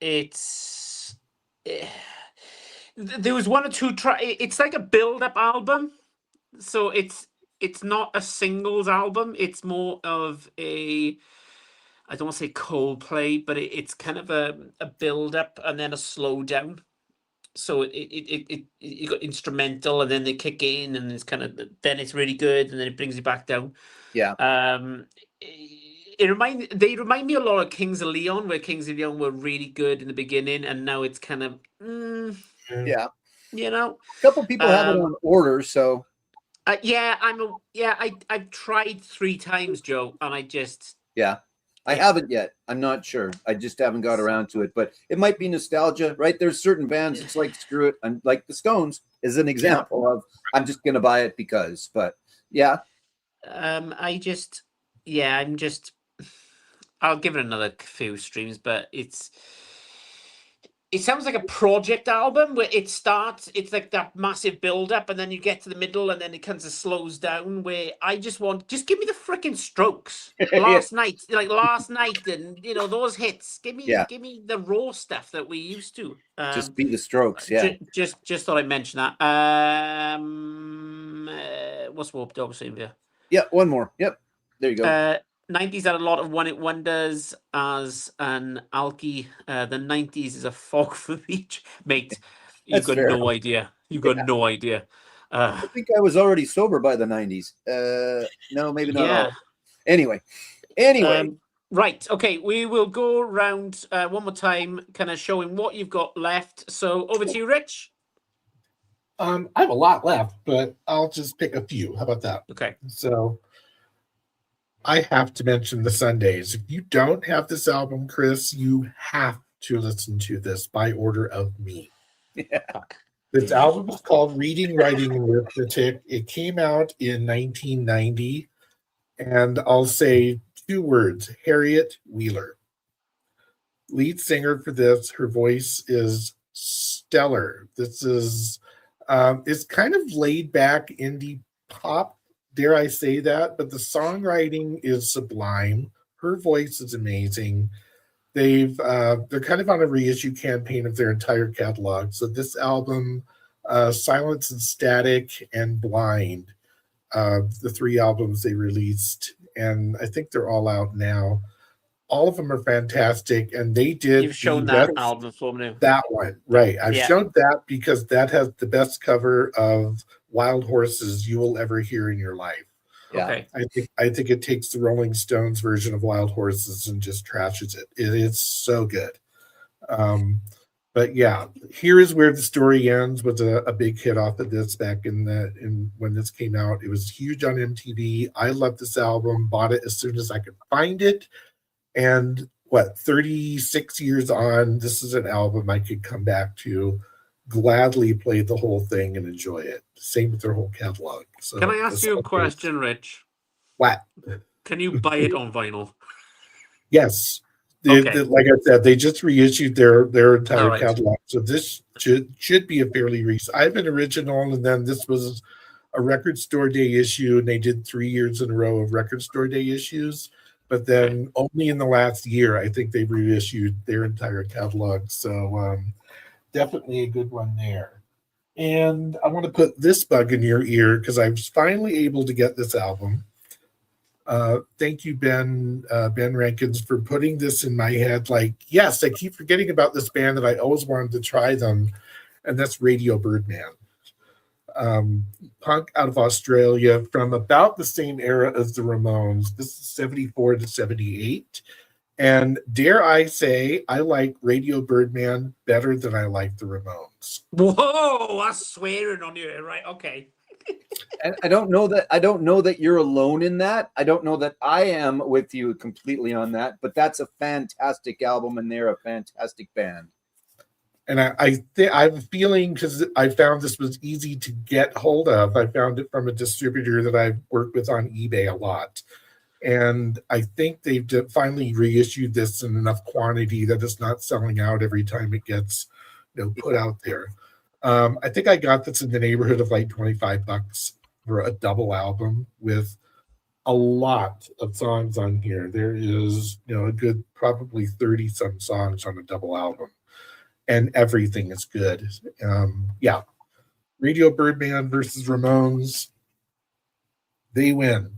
So I have Radio Appears, the first one, and again, I'll give you one A and one B. How's that? Is that fair? Maybe, but yeah, if you don't know them, they are certainly one to check out because somewhat known. And those that know, right? Yeah, they're one of those bands that how did they not take over the punk scene of that era? Yeah, they were known in Australia and they had feelers out in different countries, but they never caught on. I will never understand that. Yeah, and I just don't know if they couldn't get a label in the States or in the UK or something to release their stuff. But it is absolutely excellent, and it just stomps all over a lot of different punk from that era that I've heard. I love that compilation. Good stuff. Write it down, Chris. Just order it. I'm just gonna watch it. I'm gonna watch this tomorrow. Yeah. So, right, okay. I got a few here. I've got quite a few actually, but I'll just show a few. The Cars. Picked up a couple months ago. I've got so I started off with the Cars greatest hits, and then Steve Carlson said, "Well, you need to get this because it's pretty much the album you need to get." So I got the Cars, Delaney and Bonnie live, Delaney, Bonnie and Friends on tour with Eric Clapton. This one, really enjoy this. Richard's gonna piss his pants when I show this because every time I show this band, he always comments, goes, "That's the best one to get." It's Embrace. That's the best one to get. Out of nothing. So and the one after it. The one after that's really good too. You know how much of a kick I'm on with Embrace at the moment. Yeah. Now, for pressing wise, come on, mate. There you go. Very nice. Yeah. Very nice. For anybody in the vinyl community, that's orgasmic. When it comes to pressing. Picked this up this weekend. I'm a massive fan of this artist. Joe's gonna go, "Oh, here he goes again." It's Katie Tunstall, and this is called Nut. Just to emphasize the point, I don't think I've picked an album tonight that's got a gatefold. I was going to say that looked like it, but it's not. Yeah, there's some stuff going on inside, but it's not a gatefold. That's okay. So, Kim on Green, it's not Eye of the Telescope. It's going to take some beating on that one, but really enjoy this. Played this a few times this weekend. Nice. And if we're going to finish on one of the most successful British bands of all time, Richard has got this on vinyl. It's the Stereophonics. Gee, I wonder where I got that from. I know. I wonder. Make me laugh, make me cry, make 'em wait. Sunday morning album. Very much a Sunday morning album. On pink vinyl. Joe, I will try and get this over to you. I think you will really enjoy this. It's think this is nothing like the Stereophonics, is it, Rich? Nothing Nope. at all. 100%. Yeah, Cool. true. Very nice. So there Excellent. are my choices. I'd put the phonics in. What can I do at this point? It's like, Yeah. Nice. All right. I'm going to do a couple here. This is new. This is Muse. This is their new one. Yeah. And I like it. It's good. It's different, and it meanders is not the right word, but it changes a little bit from song to song. They don't stick to typical Muse. But my son suggested that I get it, and I'm glad that I did. It's pretty decent. I like it. This is just a good Canadian band. They were out on tour, not to be confused with Rush. They are a 3-piece Canadian band, but it's Triumph. It's just one that I didn't have by them that I picked up. This has what's on here? Somebody out there. So it was one of those where they'd kind of waned a little bit in their exposure or whatever. Then they came back with this. So good stuff, and incredibly crazily good copy of it for being 20 plus years old. This just because it's one of the few Obies that I've got. So deep purple, 24 karat purple, one that I picked up in the last little while. It's got it's kind of a best of from back in the day, but really I got it for the Obi because I've got all the Deep Purple albums anyway. I think I showed this one, but I'm not positive, so I'll talk about it quick. Good band out of Canada, Billy Talent 2. This one is not a reissue for a very long time. Finally came around, but I'm pissed at them. Canadian band. They did 2 dates in Canada on the anniversary of this album, and they played it in its entirety, and they played Toronto and Montreal. So I love you, Billy Talent, but screw you, Billy Talent. Go to hell, Billy Talent. I'm not sure that they're watching. And I just have a couple more. Again, a band I've talked about a lot lately, but I just want to make sure that if you don't know who Social Distortion is, that you do. This is Born to Kill. I've talked about it lots. There's the pink one. There's a green one in there too. And they are fantastic. And that sounds a lot like they always sound. And lastly, but not leastly, a band that is, seeing as we're kind of wrapping up with some of our favorite bands, I'm going to do the same. I've talked about being on holidays, and Joanne and I take off on a nice road trip tomorrow. The end of that road trip is going to see, for likely the last time, band AC/DC. I said the last time was going to be the last time. He says that every time. Yeah, I know, but really, I honestly think this is my take on what will happen. And they still sounded great a couple years ago, and I think they're going to sound okay. It's still going to be Angus playing the guitar, and it's still going to be Brian singing, etc. So I'm happy. I know the set list a little bit is going to be good. It's going to be fantastic. And I really do think it will be the last time in North America. I think what they'll do is maybe next year, one trip around Australia to the big cities, and that will be the end of it. There'll be a big one in Sydney or something to end off the last AC/DC show. That's just my guess. And then I've talked about it before. These guys are opening for them. I'm very much looking forward to this. This is a phenomenal album. This is a great rock and roll album. This being the Pretty Reckless and Dear God. I know Chris is a fan, and I'm looking forward to the last time of one of my favorites, if not my favorite, and I'm looking forward to the first time seeing one of my new favorites, which is the Pretty Reckless. Taylor is an interesting young lady, but has a hell of a voice, and they write good songs. So I think it's going to be a pretty phenomenal show. Plus, I'm going with Joanne and my 2 boys, so you can't go too far wrong seeing one of your favorite bands, one of your new favorite bands, and going with people you love. You can't. Sure. If they all sound like shit, it'll still be fun, but they won't, so it'll be good. I will say this. Can you imagine AC/DC in the Sphere? Yeah, it'd be a possibility. There's talk of Rush going to the Sphere as well, which would be interesting. I think maybe I said that earlier already. So there's still, you don't get me started on the Sphere. We've got another hour of me babbling on. There's this couple came into the store. Quick, I'll tell the story. They came into the store on Friday. First time they were in. She had a U2 at the Sphere shirt on. So we talked literally 45 minutes about the Sphere, maybe half an hour, and then some other shows. But we talked about U2 and the Sphere itself as a venue. Because I haven't had a chance to talk to a lot of other people that have seen a show there, a few, but that was kind of cool. I guess anyway, it was just cool. So let's just quickly wrap this up. Let's go to the comments real quick. I know Christopher is in the peanut gallery. Yes. So I do it. Hey Yeah. guys, Chris from the AV Room. Another Hey, great mate. channel. If you're not watching Chris's channel, you should, because it's some really, really good stuff. So make sure you do that. The AV Room, Chris, and then the old Edmund growing up in Michigan. Yep, historical. It has Michigan flavor to it, or it has Michigan parts and pieces to it. I think it started in Duluth, Minnesota, I think is where that ship took off.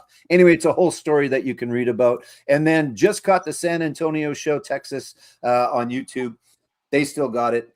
AC/DC is going to be AC/DC. You know what you're going to get. As long as they play a whole lot of Rosie, I'm good, and I'm fairly certain that they will, because they think they've played it since that song came out. I think it's been in.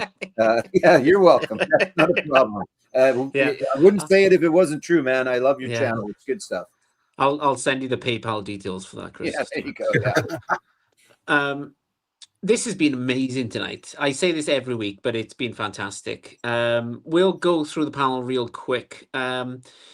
Joe, you due for a video tour of the new layout of the shop, mate? I keep plugging this to you. Come on, what's I going know. on? Yeah, no, I will. And when I get back, I'm gonna make it a little bit more of what I want it to be. It's great right now, but you got to have a few posters and some stuff up on the walls and things like that. So I'll do something for the store. Plus, I've got another 1,000, like I said, another 1,000 albums waiting in the back that have to be cleaned and sleeved and put out too. So there'll be that when I get back. I'm out of shelves. I don't know what I'm going to do, but I'll come up with something.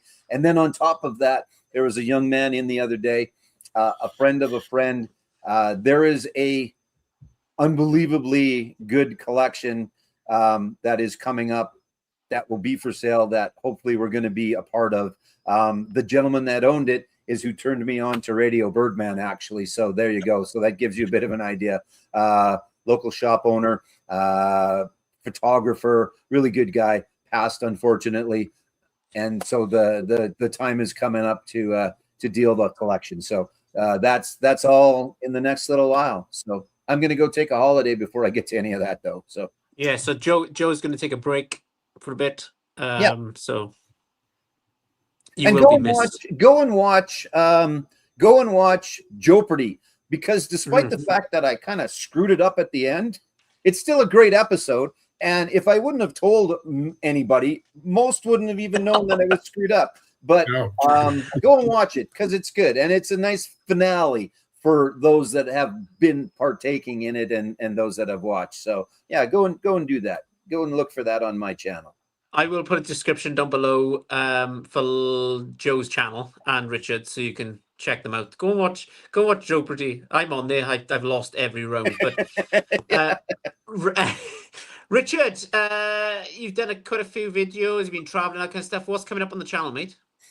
Well, I just did the MGK overview, talked about some new things I picked up there and my impressions of that amazing experience. It is something to do if you're in this whole VC world. Channel-wise, I'm finishing up my A to Z Vinyl Revisited, looking at albums I haven't played, older albums that I haven't played in years and years. I'm on W now, so almost finished with that. Don't know where I'm going to go after that. Talking to a few people this morning, it's like, what do I do next? So we'll see where that goes. But yeah, that's what's going on my channel right now. I'm, as you know, a massive fan of what you've been doing from the start. I just watching you going, this guy's got everything. Like, it's like even the stuff I've never heard of.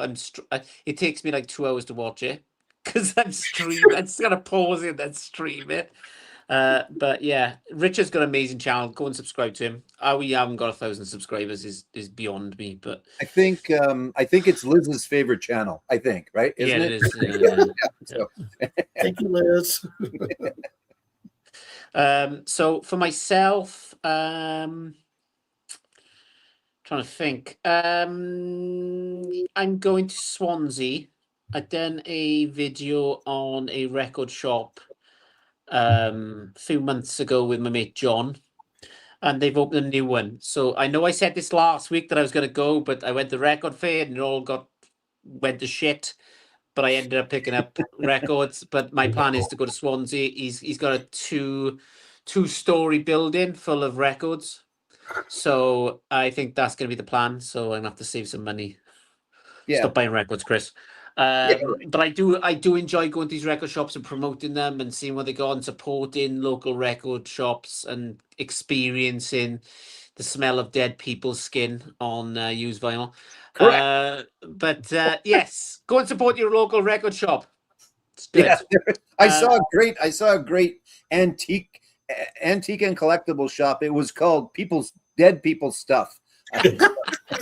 That's brilliant. I should if I ever open a record shop, I'm gonna call it that. Dead People's Stuff. That's Dead right. people stuff. So thank you for coming on here tonight, Richard. I always love having you on, mate. Thank you. Appreciate it. You always bring good music on and stuff that's going to cost me a shitload of money. Thank you, sir. It's my job. Joe, as usual, thank you for being the co-host. You take a lot of pressure off me, and I really do appreciate it. And I'm just going to say this now. I don't say this very often, but especially with two of you on right now, you've been such good friends to me and such support to me over the last couple of years, and I just want to say thank you. So, right back at you, brother. Yep. Everybody's left comments tonight. Everybody's going to watch us later. I really do appreciate it. I will put a link down below for Joe's record shop kind of channel. Go and check it out. It takes you behind the scenes. He's really good at what he does. Richard is fantastic on his videos. He shows you stuff that you've never heard of and you end up buying. He's really good at recommendations, and two top guys to have. Honestly, now go and subscribe to them. They're brilliant. Thank you for watching. Thank you for the comments. I really do appreciate it. And from me, Joe, and Richard, we will see you sometime in the future. Au revoir.